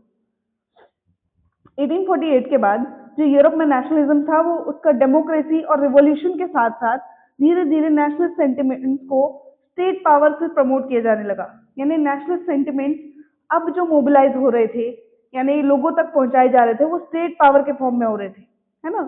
कि nationalism की तरफ हम जा रहे हैं, मतलब हम अपने स्टेट की पावर को प्रमोट कर रहे हैं, है ना। यूरोप के अंदर पॉलिटिकल डोमिनेशन लाना, ये एक मोटिव बन गया नेशनल सेंटिमेंट अचीव करने का, कि पूरे यूरोप के अंदर हमारी मेन पावर है, हमारी नेशन की मेन पावर है, उससे नेशनल सेंटिमेंट को जगाया जा रहा था। हमारा नेशन सबसे पावरफुल होगा पूरे यूरोप के अंदर, है ना। तो पॉलिटिकल डोमिनेशन ओवर यूरोप, इसमें ज्यादा एम्फेसिस दिया जाने लगा 1848 के बाद। डेमोक्रेसी और रिवॉल्यूशन पर तो ध्यान जा ही रहा था, साथ ही साथ ये एक नया सेगमेंट हमें स्टेट पावर का देखने को मिला। हमें ये देखने को मिलता है जर्मनी और इटली के केस में, जब वो नेशन स्टेट्स बने। Nationalist feelings were widespread among middle-class Germans, who in 1848 tried to unite the different regions of German Confederation into a nation-state governed by an elected parliament. अब हुआ क्या, 1848 में भी कोशिश की थी कई सारे मिडिल क्लास जर्मन्स ने, जो बहुत ज्यादा इंस्पायर्ड हुए नेशनलिस्ट फीलिंग से, और उन्होंने 1848 में कोशिश की कि जर्मनी के जो अलग अलग डिफरेंट रीजन्स हैं, जो अभी मैप में आपको मैंने दिखाए थे, इनको यूनाइट करके एक जर्मनी में कन्वर्ट किया जाए, एक नेशन स्टेट में कन्वर्ट किया जाए, जिसको गवर्न करेगा एक इलेक्टेड पार्लियामेंट, यानी कि हम पार्लियामेंट में लोगों को चुनेंगे और वो पूरे जर्मनी को चलाएंगे। तो ये इन्होंने एक एफर्ट दिया, हालांकि ये एफर्ट उनका फेल हो जाता है। This liberal initiative to national building was however repressed by the combined forces of monarchy and military and supported by the landowners of Prussia. तो ये जो इनका इनिशिएटिव था, ये इनकी एक जो कोशिश थी, इसको सप्रेस कर दिया जाता है, दबा दिया जाता है वहीं की वहीं मोनार्की और मिलिट्री के थ्रू, है ना। फोर्सेस का यूज करके, सिपाहियों का यूज करके बहुत ज्यादा ये चीजों को खत्म कर दिया जाता है, इनका जो ये मूवमेंट चल रहा था।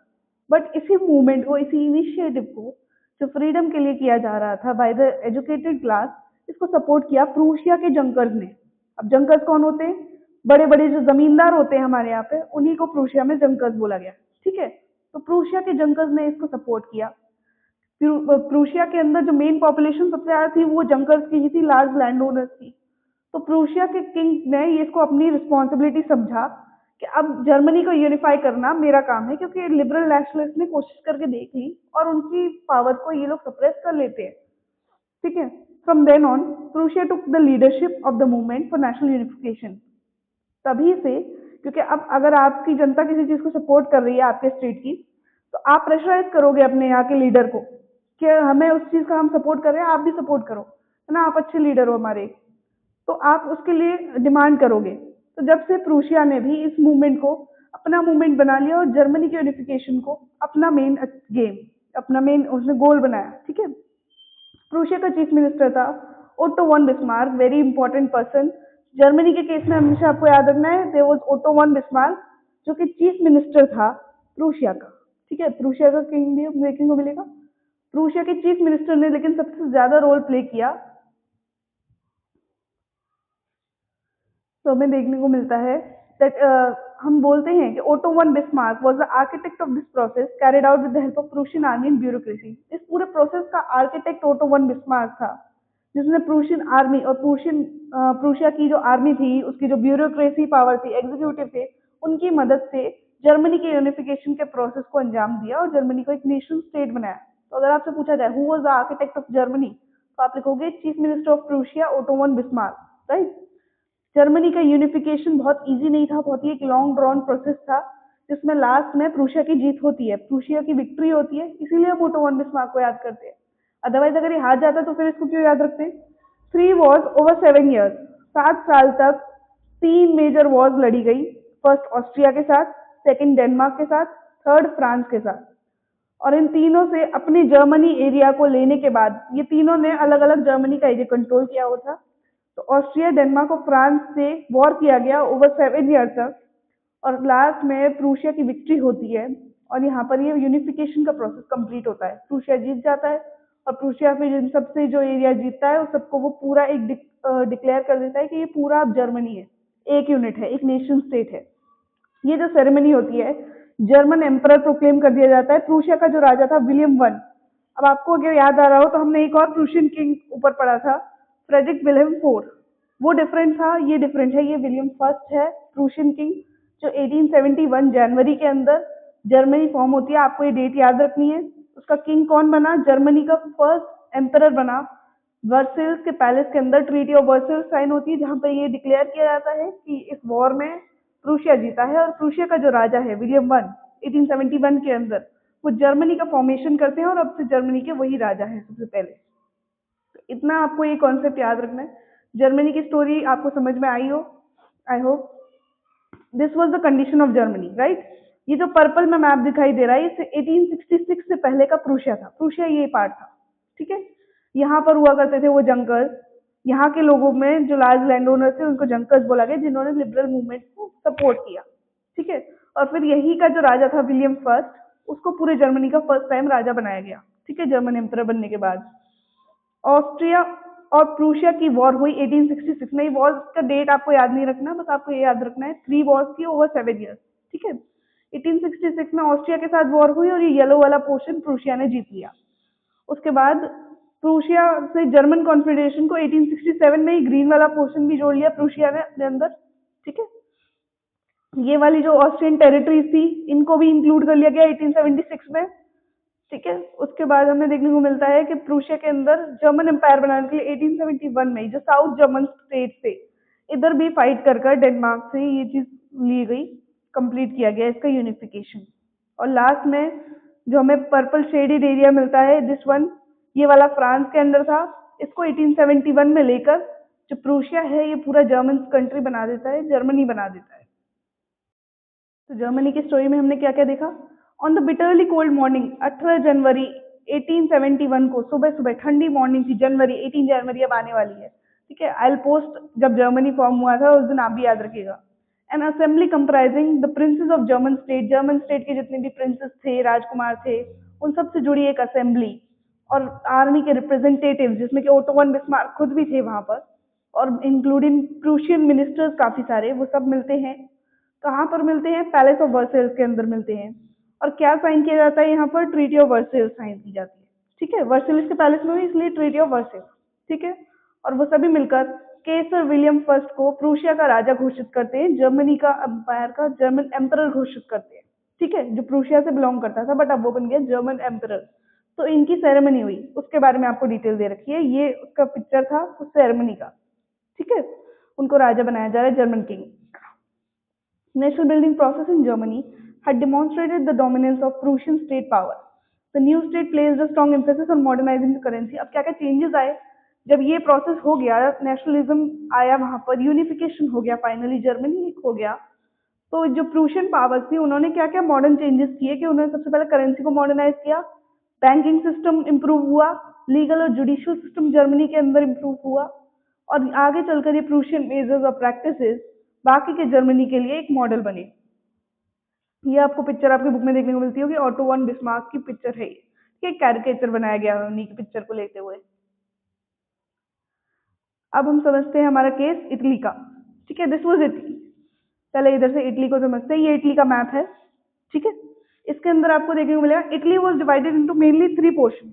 ये बहुत सारे 7 है, तो आपको ये याद रखना है कि आपको दोनों चीज काफी सारे नंबर्स मिलेंगे। जर्मनी और इटली में कुछ चीजें कॉमन सी देखने को मिली, जैसे जर्मनी में लिखा हुआ है कि आपको लड़ी गई 3 वॉर्स लड़ी गई 7 years के अंदर, ये आपको याद रखना है, ठीक है। इटली का केस अगर मैं देखूं तो इटली 7 स्टेट्स में डिवाइडेड था।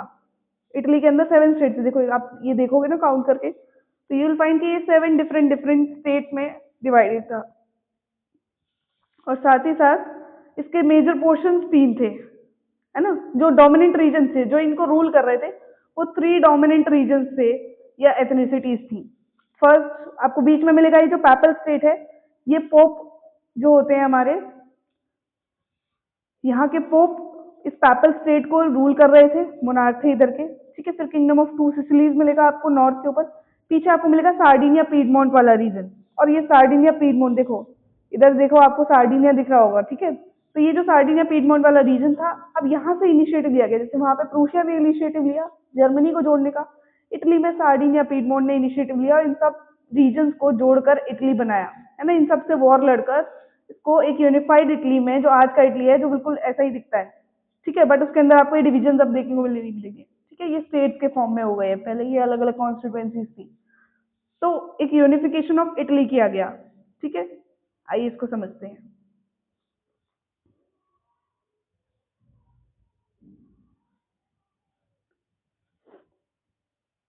द केस ऑफ इटली, ठीक है। Like Germany, Italy too also had a long history of political fragmentation. Italy में भी पॉलिटिकल फ्रेगमेंटेशन बहुत ज्यादा था, अभी हमने देखा, है ना। इटली में भी बहुत ज्यादा पॉलिटिकल फ्रेगमेंटेशन था, बहुत सारे पॉलिटिकल यूनिट अलग अलग बनी हुई थी, राइट। उसी के साथ साथ इटालियंस बहुत ज्यादा डायनेस्टिक स्टेट के अंदर बिखरे हुए थे, यानी इटालियन जो लोग थे, जो इटली के स्टार्टिंग इंडिजिनस पीपल थे, वो अलग अलग डायनेस्टिक स्टेट्स में बिखरे हुए थे, अलग अलग मल्टीनेशनल हैब्सबर्ग एम्पायर के अंदर भी कुछ जो इटालियंस थे वो फैले हुए थे, ठीक है, जो इटालियन लैंग्वेज बोलते हैं। इटालियंस बहुत सारे इटली के नेटिव पीपल अलग अलग डायनेस्टिक स्टेट्स के अंदर और हैब्सबर्ग एम्पायर के अंदर फैले हुए थे। हैब्सबर्ग एम्पायर खुद भी मल्टीनेशनल है, काफी सारे नेशन कंप्राइज किए हुए हैं, उसकी भी स्टोरी थोड़ा सा देखेंगे क्या था, है ना। तो इटालियंस पूरे में फैले हुए हैं, अब उन सबको यूनाइट करने का काम करना है। तो during the middle of 19th century Italy was divided into 7 states, जिसमें से only one, Sardinia Piedmont, was ruled by an Italian princely house. मैंने आपको बताया सार्डिनिया पीडमोंट ने ही स्टार्ट किया था इटली का यूनिफिकेशन, है ना। 7 स्टेट थे उसमें से। तो सार्डिनिया पीडमोंट ने क्यों किया था? क्योंकि वो इकलौता था जिसको रूल कर रहा था एक इटालियन प्रिंसली हाउस, यानी जो इटली के जो नेटिव लोग थे, वहां की जो राजशाही फैमिली थी, जो प्रिंसली हाउस था, ठीक है, वहां के मोनार्क बिलोंग करते थे इंडिजिनस इटली को ही, उनका पूरा कल्चर ही इटालियन था, उसमें कोई डाइवर्सिटी नहीं थी, रूलर्स की। तो क्योंकि रूलर्स की थी तो उनको क्रिएट भी करना था, अपना एक इटालियन साम्राज्य बनाना था पूरा, ठीक है, इटली को क्रिएट करना था, यूनिफाई करना था। The north was under Austrian Habsburg. North part जो हमने देखा किंगडम ऑफ टू सिसिली, वो ऑस्ट्रियन हैब्सबर्ग के अंडर था। सेंटर पोप रूल कर रहे थे जो पैपल स्टेट था, और जो भी सदर्न रीजन था बचा हुआ, वो सब bourbon Kings of Spain rule कर रहे थे। बर्बन किंग्स आपने फ्रेंच में भी पढ़े होंगे, फ्रेंच रिवॉल्यूशन में। तो स्पेन के जो बर्बन किंग्स थे वो रूल कर रहे थे जो साउथ पोर्शन था इटली का, ठीक है। बीच में थे पोप, और नॉर्थ में आपको देखने को मिलेंगे ऑस्ट्रियन हैब्सबर्ग एम्पायर के लोग। तो ये डिफरेंट डिफरेंट डायनेस्टीज थी जो यहाँ पे रूल कर रही थी। इटालियन लैंग्वेज ने भी एक कॉमन फॉर्म नहीं एक्वायर किया था। इटालियन लैंग्वेज के अंदर भी बहुत सारी लोकल वेरिएशन थी, यानी आप अलग जगह जाओगे तो इटालियन में थोड़ा सा वेरिएशन देखने को मिला, दूसरी जगह जाओगे थोड़ा और वेरिएशन। तो रीजन वाइज वेरिएशन बहुत ज्यादा थे इटालियन लैंग्वेज के अंदर भी। तो इटालियन को भी आप यूज नहीं कर पाए एज अ वेपन, जैसे पोलैंड में किया गया था। 1830s के दौरान गिुसेप्पे मजीनी ने एक कोहेरेंट प्रोग्राम इटली को एक इटालियन रिपब्लिक में कन्वर्ट करने के लिए स्टार्ट किया था, ठीक है। गिुसेप्पे मजीनी, याद कीजिए हमने पहले इसकी बात की है गिुसेप्पे मजीनी की, कि इनको मोस्ट डेंजरस एनिमी बोला जाता था कंजर्वेटिव ऑर्डर का बाय ड्यूक मेटर्निच। तो ये इटालियन ही थे, मैंने आपको बताया था। तो इन्होंने, इनके बारे में फिर से वही इन्फॉर्मेशन हमें मिली है कि इन्होंने यंग इटली नाम की 1831 में मर्सेल्स के अंदर एक सीक्रेट सोसाइटी बनाई थी। इन्हीं गोल्स के लिए बनाई थी कि वो इटली को यूनिफाई करना चाहते थे और एक रिपब्लिक बनाना चाहते थे, ठीक है। बट उनके रिवोल्यूशनरी अपराइजिंग भी फेल हुए, और जो बाकी लिबरल मैन रिवोल्यूशनरी अपराइजिंग कर रहे थे वो भी 1831 में फेल हो जाते हैं, और 1848 के अंदर। तो इसका मतलब था कि अब जो पूरा प्रेशर है, यानी मेजीनी ने भी बहुत कोशिश की इटली को यूनिफाई करने की, उनके मेजर्स फेल हुए। फिर कुछ और रिवॉल्यूशनरीज आए, उन्होंने भी प्रोटेस्ट किए 1848 तक, वो भी सारे फेल होते हैं। तो फिर सार्डिनिया पीडमोंट ने ये रिस्पॉन्सिबिलिटी उठाई। सार्डिनिया पीडमोंट का रूलर थे किंग विक्टर इमैनुअल सेकेंड, जो बाद में चल के इसके फर्स्ट एम्परर बनते हैं इटली के, कि वो यूनिफाई करेंगे इटालियन स्टेट्स को वॉर के थ्रू। यानी उन्होंने अब इसको अपनी रिस्पॉन्सिबिलिटी समझा कि इटली को क्रिएट करना, इटली को यूनिफाई करना अब सार्डिनिया पीडमोंट की ही जिम्मेदारी है। और ये करेगा कौन? किंग विक्टर इमैनुअल सेकंड के इसको करवाएंगे। वॉर के थ्रू लड़ाई कर कर ही अब इटली को यूनिफाई किया जा सकता है। ठीक है, राजा लोगों को कुछ और आता है, उन लोग के लिए सबसे इजी सोल्यूशन है कि आप लड़ाई कर लो और लड़ाई करके हम वॉर के थ्रू जीत लेंगे जितना जीत सकते हैं। In the eyes of the ruling elites of this region, a unified Italy offered them the possibility of economic development and political dominance. अब वो क्यों करेंगे ऐसा? उनको भी कोई रीजन चाहिए, तो उनको इससे मिलेगा इकोनॉमिक डेवलपमेंट। एक तो ज्यादा से ज्यादा रीजन उनके अंडर में आएगा, तो ज्यादा पैसा मिलेगा। अगर वो पूरे इटली का शासक बन जाएंगे तो ज्यादा इकोनॉमिक में डेवलपमेंट होगा। और दूसरा पॉलिटिकल डोमिनेंस, ज्यादा से ज्यादा एरिया के ऊपर राजा मैं हूँ, है ना, वो वाली चीज भी होगी।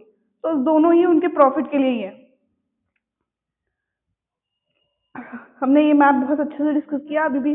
देखिए ये स्टार्टिंग वाला पोर्शन जो है किंगडम ऑफ टू सिसिलीज, ये ऑस्ट्रो-हंगेरियन एम्पायर रूल कर रहा था, पैपल स्टेट पोप कर रहे थे। और ये वाला रीजन सार्डिनिया पीडमोंट के द्वारा। ठीक है, चीफ मिनिस्टर केवर, इनका नाम आपको याद रखना है, जर्मनी में आपको याद रखना है। Auto von Bismarck chief minister थे, उन्होंने सब चीजों को लीड किया। सेम कंडीशन अप्लाई होती है इटली के अंदर, जिसमें चीफ मिनिस्टर का नाम चेंज होता है बस। उनका नाम है काउंट डी केवर। ठीक है, तो काउंट डी केवर भी उतने ही ब्रेव थे, वो भी आर्मी के चीफ थे।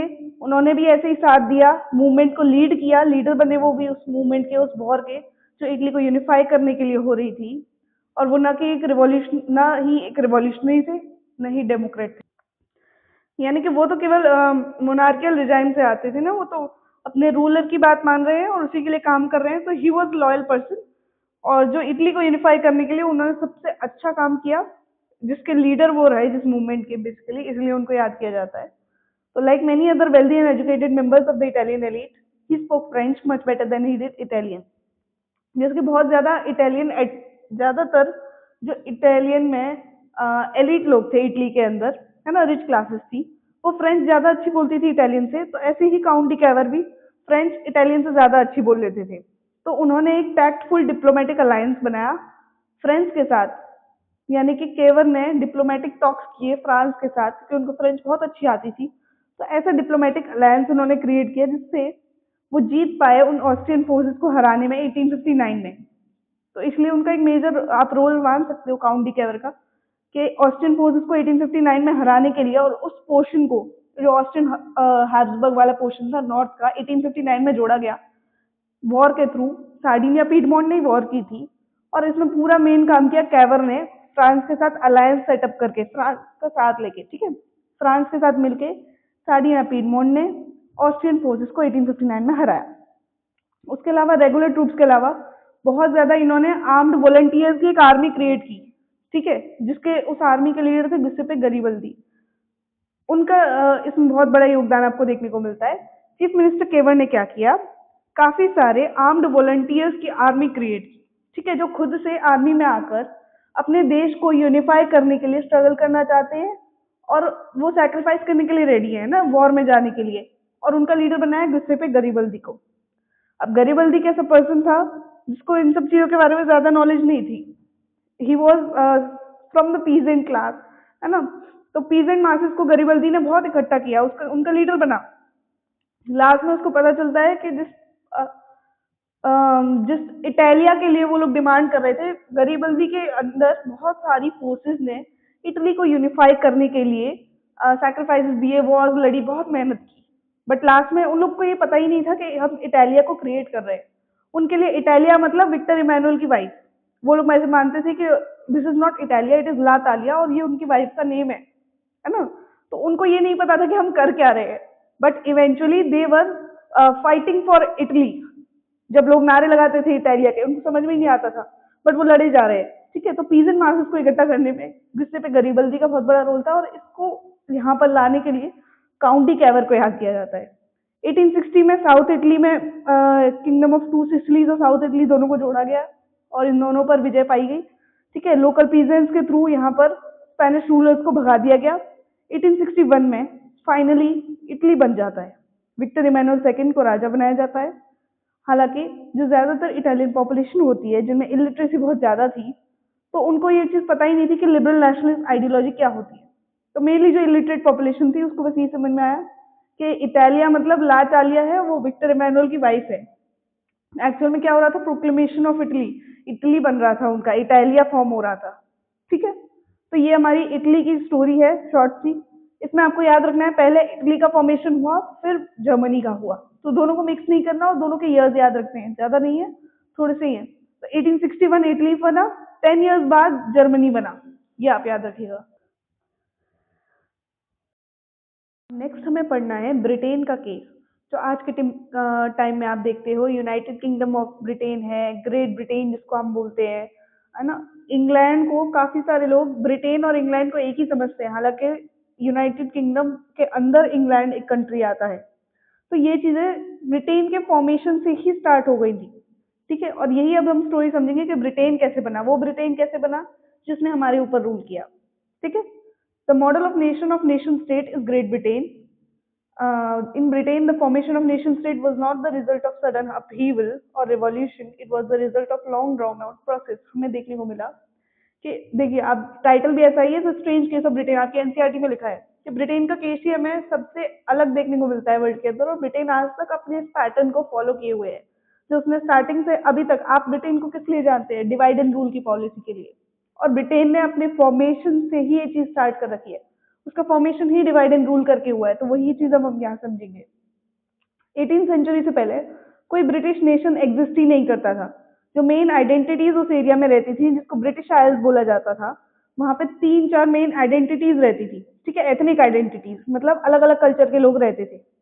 First were English, second were Welsh, third Scottish people and fourth Irish. Irish Ireland के लोग आयरिश लैंग्वेज बोलते हैं, स्कॉटलैंड से स्कॉटिश, नीदरलैंड से वेल्श, आप याद रख सकते हो, एंड इंग्लैंड के लोग इंग्लिश।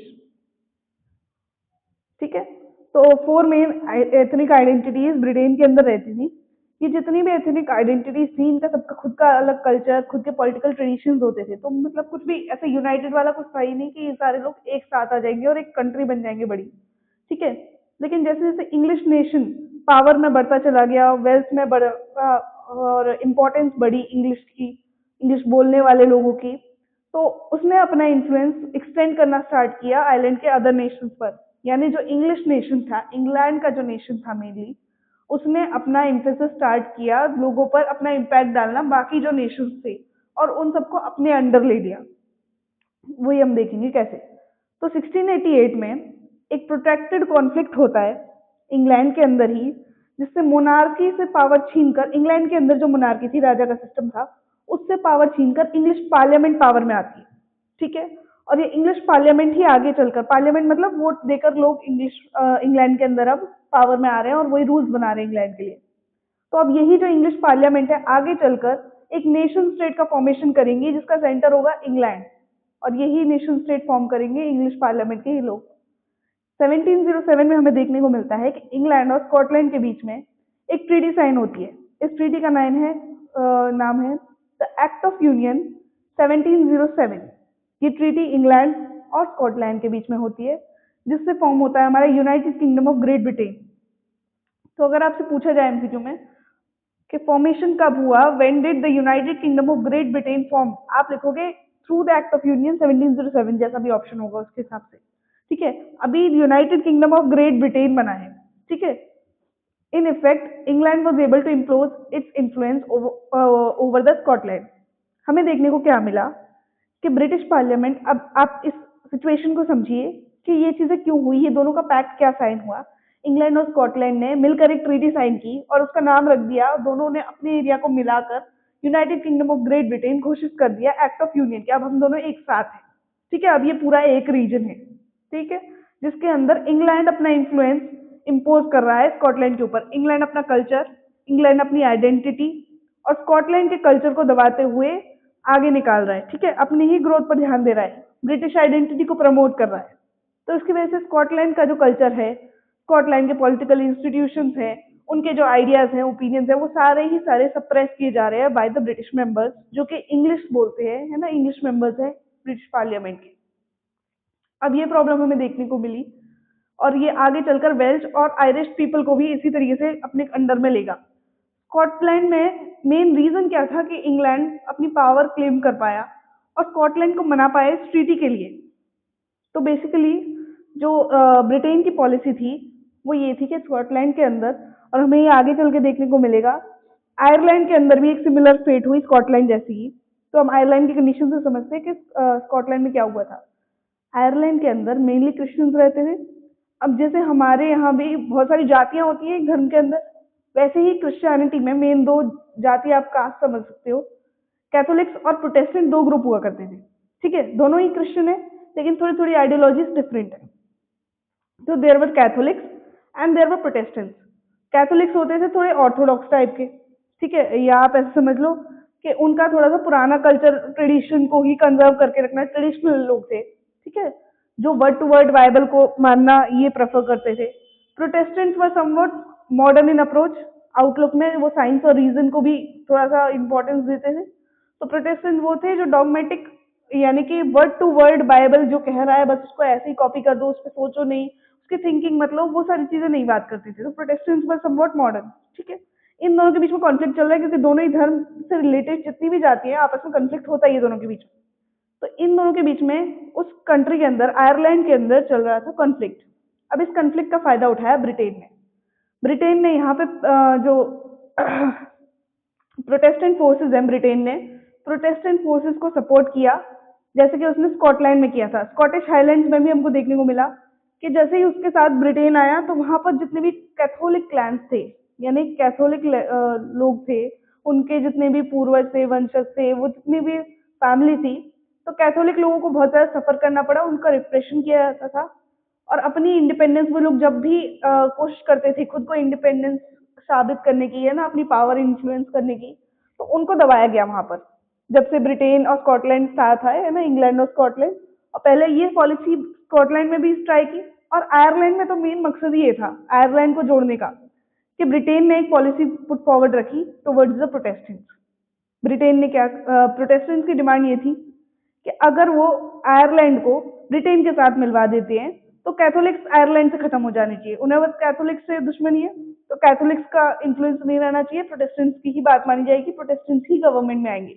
ब्रिटेन ने इस पॉलिसी को अपनाया और प्रोटेस्टेंट्स ने ब्रिटेनिश जो लोग थे, ब्रिटिश लोग, इनकी मदद की और आयरलैंड को एक कंट्री में एक्ट ऑफ यूनियन के द्वारा 1801 में आयरलैंड को भी सक्सीड करवा दिया गया, फोर्सफुली इनकॉर्पोरेट करवा दिया गया in the United Kingdom of Great Britain, जिसका नाम 1801 में आयरलैंड के जुड़ते ही चेंज हो गया और उसका नाम पूरा हो गया यूनाइटेड किंगडम, जो आज हम उसे जानते हैं। ये बात आपको समझ में आई? The English help the Protestants of Ireland to establish their dominance over a largely Catholic country. जो सबसे बड़ी, जहां पर ज्यादा पॉपुलेशन कैथोलिक लोगों की थी, वहां पर प्रोटेस्टेंट लोगों की डोमिनेशन बढ़ाने के लिए उनको बढ़ावा दिया इंग्लिश लोगों ने, उनकी हेल्प की, ठीक है, प्रोटेस्टेंट्स की, जिसकी वजह से बहुत सारे कैथोलिक रिवोल्ट्स हुए ब्रिटिश डोमिनेंस के अगेंस्ट, लेकिन उन सबको दबा दिया गया। और एक फील्ड रिवोल्ट करने के बाद बाय वोल्फस्टोन और यूनाइटेड आयरिशमैन ने 1798 में रिवोल्ट भी किया, बट 1801 में फाइनली जबरदस्ती फोर्सफुली आयरलैंड को इनकॉर्पोरेट कर लिया गया 1801 में, और एक नया ब्रिटिश नेशन बना, जिसका एक नया फ्लैग बना, ब्रिटिश फ्लैग, जिसको यूनियन जैक के नाम से जाना जाता है, जिसकी वजह से हमें आज तक डोमिनेंट इंग्लिश कल्चर प्रमोट करना देखा जाएगा। जब भी आप यूनाइटेड किंगडम पढ़ोगे आपको इंग्लैंड ही याद आता है, आपको नहीं याद आता वहां पे स्कॉटलैंड भी है, ठीक है। एक जो नॉर्मल इंसान की जब हम बात कर रहे हैं, when he does not know anything about the map, तो हम बात करते हैं इंग्लैंड और यूनाइटेड किंगडम, डिफरेंट लगते नहीं, सेम ही है ना, बट ये बहुत कम लोग जानते हैं यूनाइटेड किंगडम का एक पार्ट है इंग्लैंड। तो इंग्लिश कल्चर का इतना ज्यादा डोमिनेंस है उसके ऊपर। न्यू ब्रिटेन के कुछ सिंबल्स बने, जैसे कि यूनियन जैक उनके फ्लैग का नाम है, जैसे हमारे फ्लैग का नाम तिरंगा है, वैसे ब्रिटिश फ्लैग का नाम यूनियन जैक।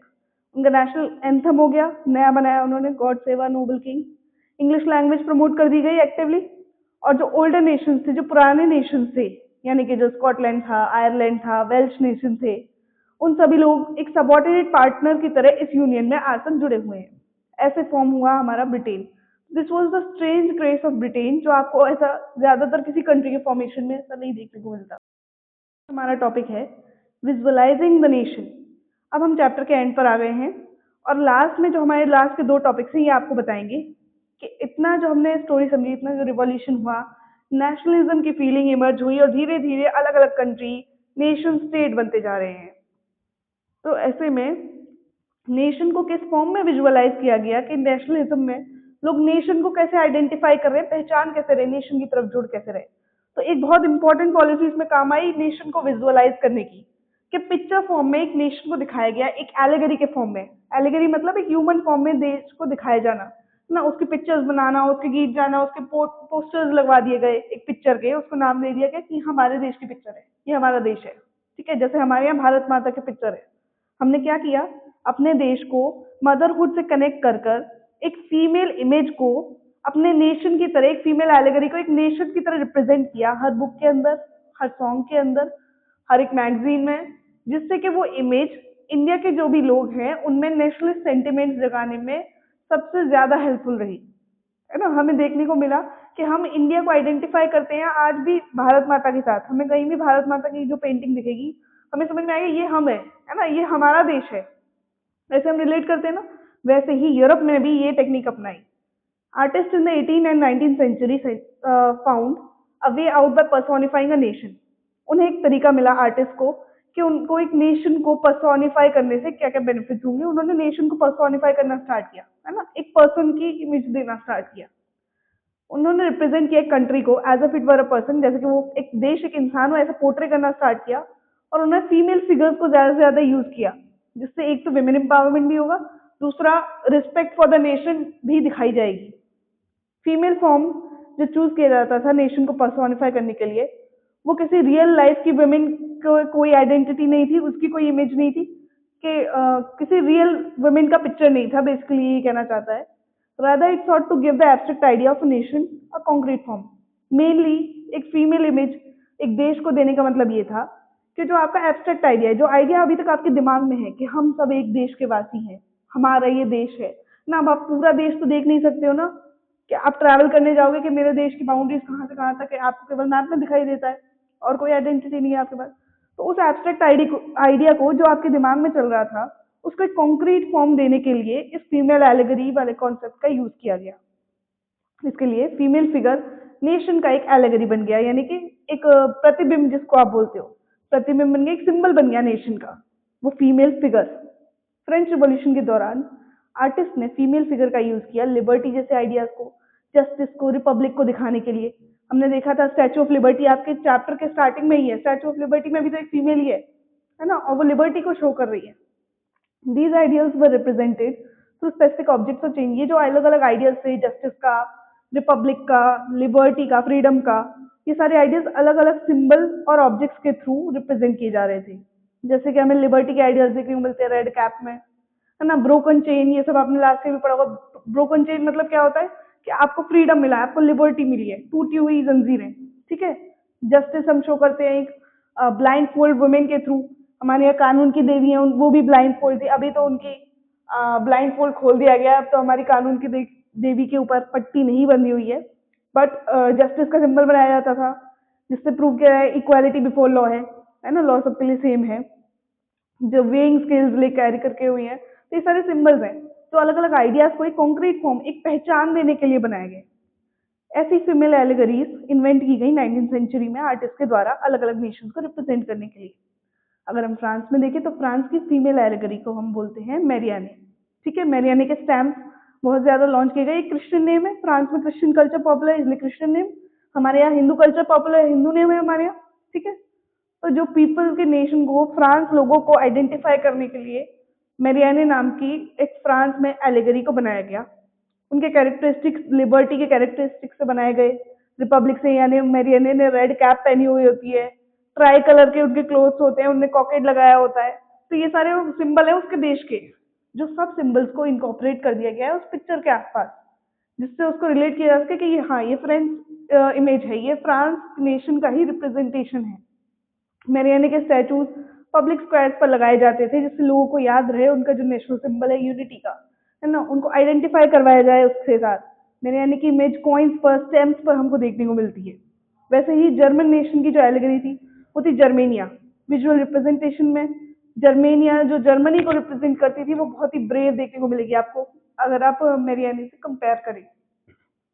जर्मेनिया ने एक क्राउन ऑफ ओक लीव्स पहना हुआ है ना, ओक के जो पत्ते होते हैं उसका उसने ताज पहना हुआ है काफी बड़ा, जो स्ट्रॉन्ग ब्रेवरी, वेल्थ, इस सबको दिखाता है। जर्मन ओक में जर्मन ओक जो ट्री है वो हीरोइंस का सिंबल है। तो जर्मेनिया की जब आप पिक्चर भी देखोगे तो आपको नजर आएगा कि जर्मनी रिप्रेजेंट करता है ब्रेवरी को, विजडम को, हीरोइज्म को।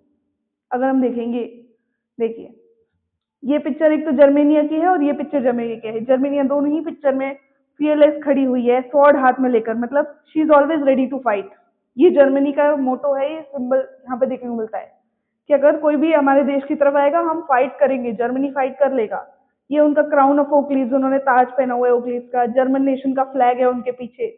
हमेशा ये जो राइजिंग रेज होती है, सन की रेज, ये दिखाती है the beginning of a new era, ये उसका सिंबल है ना। इन्होंने कॉकेट लगाया हुआ है, देखो यहाँ पे। ये जो इनका ब्रेस्ट प्लेट है, इस पे एक ईगल बन रहा है। ईगल किसका सिंबल होता है? ईगल होता है बहादुरी का, स्ट्रेंथ का, ब्रेवरी का सिंबल। तो अलग अलग सिंबल से नेशन को रिप्रेजेंट किया जाता है। एक इमेज आपकी बुक में देखने को मिलेगी, इसमें जर्मनिया जमीन पर गिरी हुई है। ये उस टाइम का था जब जर्मनी वॉर से हार गया था, एक वॉर में। तो ऐसे रिप्रेजेंट किया गया जर्मनी को नेशन के फॉर्म में, है ना, वुमेन के। तो इस तरीके से नेशन को विजुअलाइज किया जाएगा। ये मेरियाने की इमेज है फ्रेंच में, ये पोस्टल स्टैम्प के ऊपर आप देख सकते हैं।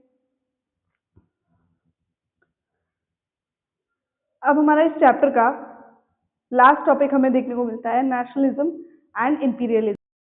अब हम देखेंगे कि नेशनलिज्म और इंपीरियलिज्म आखिर में कैसे दोनों टर्म्स कनेक्टेड हुए। इंपीरियलिज्म मतलब क्या होता है? नेशनलिज्म हम आपको समझा दिए कि ये एक आइडियोलॉजी है अपने नेशन से कनेक्ट होने की, एक शेयर्ड बिलीफ की, शेयर्ड कल्चर की।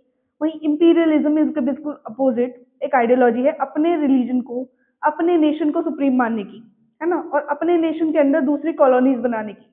तो इंपीरियलिज्म का मतलब है हमारा नेशन बेस्ट है और हम उसी को पावरफुल बनाते जाएंगे, हमारी यही आइडियोलॉजी है। ठीक है, हमारा कल्चर सबसे बेस्ट है, इंपीरियलिज्म ये फोकस करता है।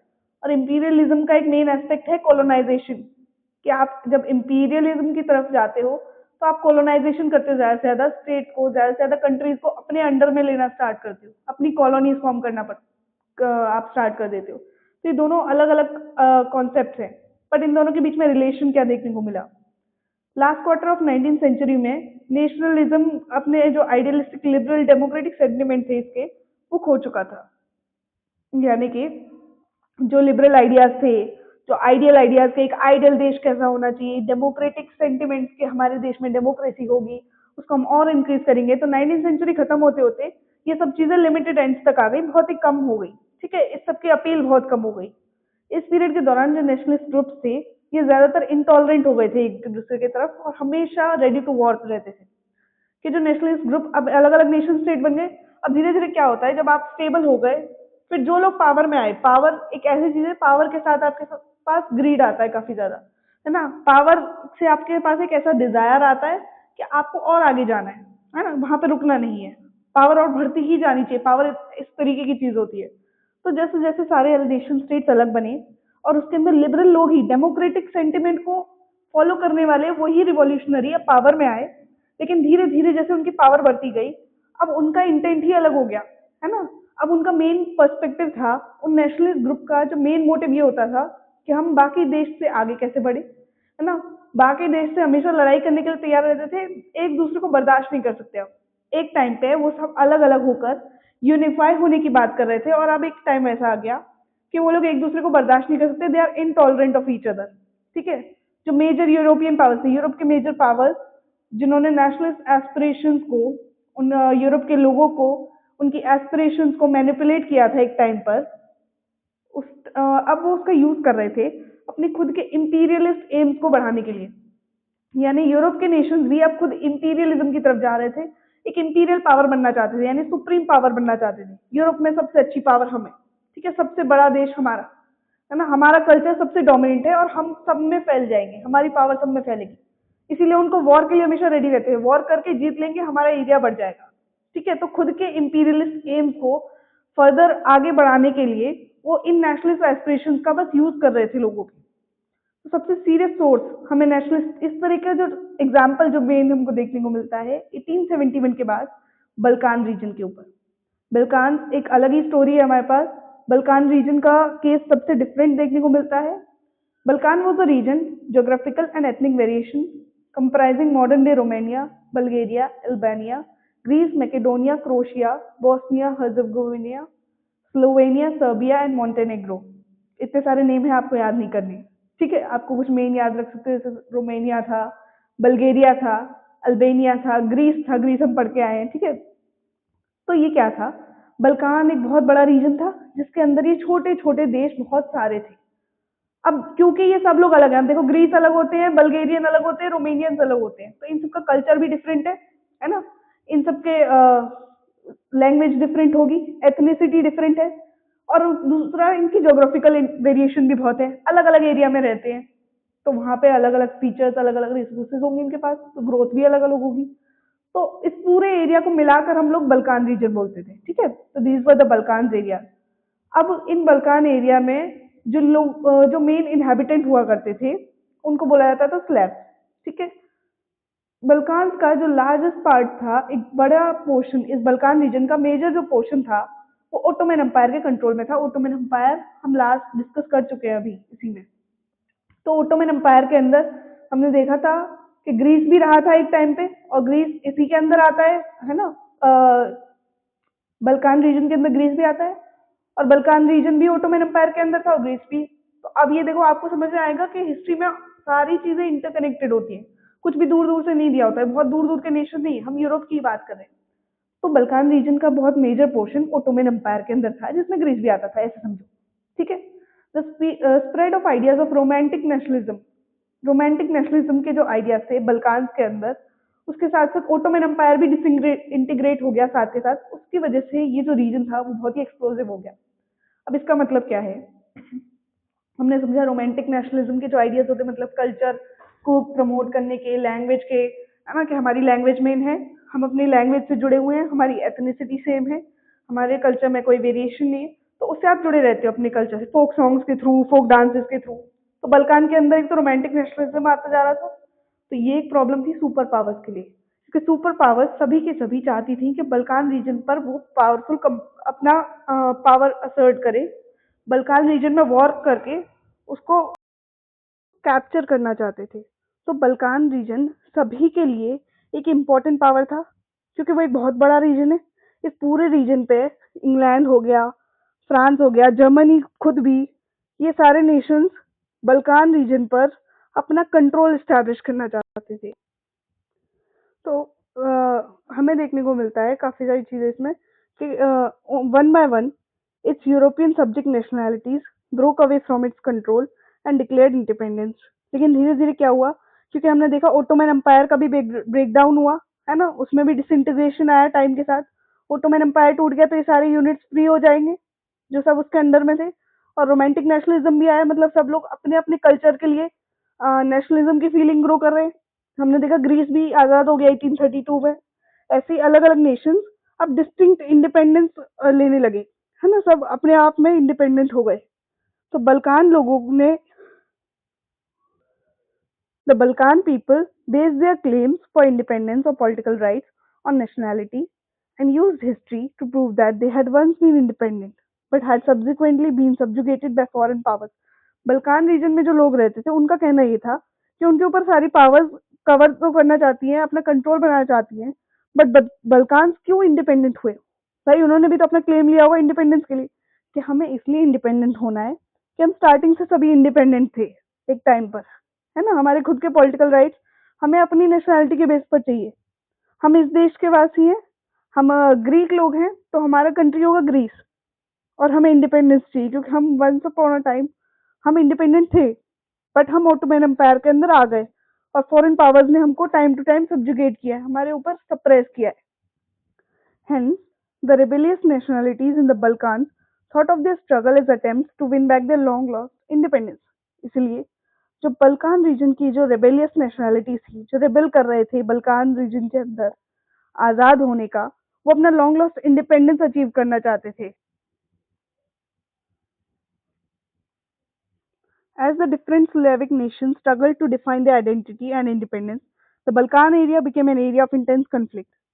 क्योंकि अलग अलग जो स्लेविक नेशंस थे, हमने अब देखा ना, बल्कान रीजन के अंदर रहने वाले लोगों को स्लैव्स बोलते थे। तो क्योंकि जो डिफरेंट स्लेविक नेशंस थे, अब वो अपने अपने आइडेंटिटी और इंडिपेंडेंस को इस्टेब्लिश करने की कोशिश कर रहे थे, तो बल्कान एरिया में इंटेंस इंटरनल कॉन्फ्लिक्ट भी होने लगे, है ना, आपस में इन लोगों में खुद ही नहीं बन रही, बहुत ज्यादा कंफ्लिक्ट हो रहा है इनके अंदर। तो इसका फायदा उठाने के लिए बाकी जो पावर्स हैं जैसे कि Russia, Germany, England, Austro Hungary, ये सब की थी, बहुत ज्यादा उत्सुक थी, है ना, कि इनको क्या करना है, पावर लेनी है।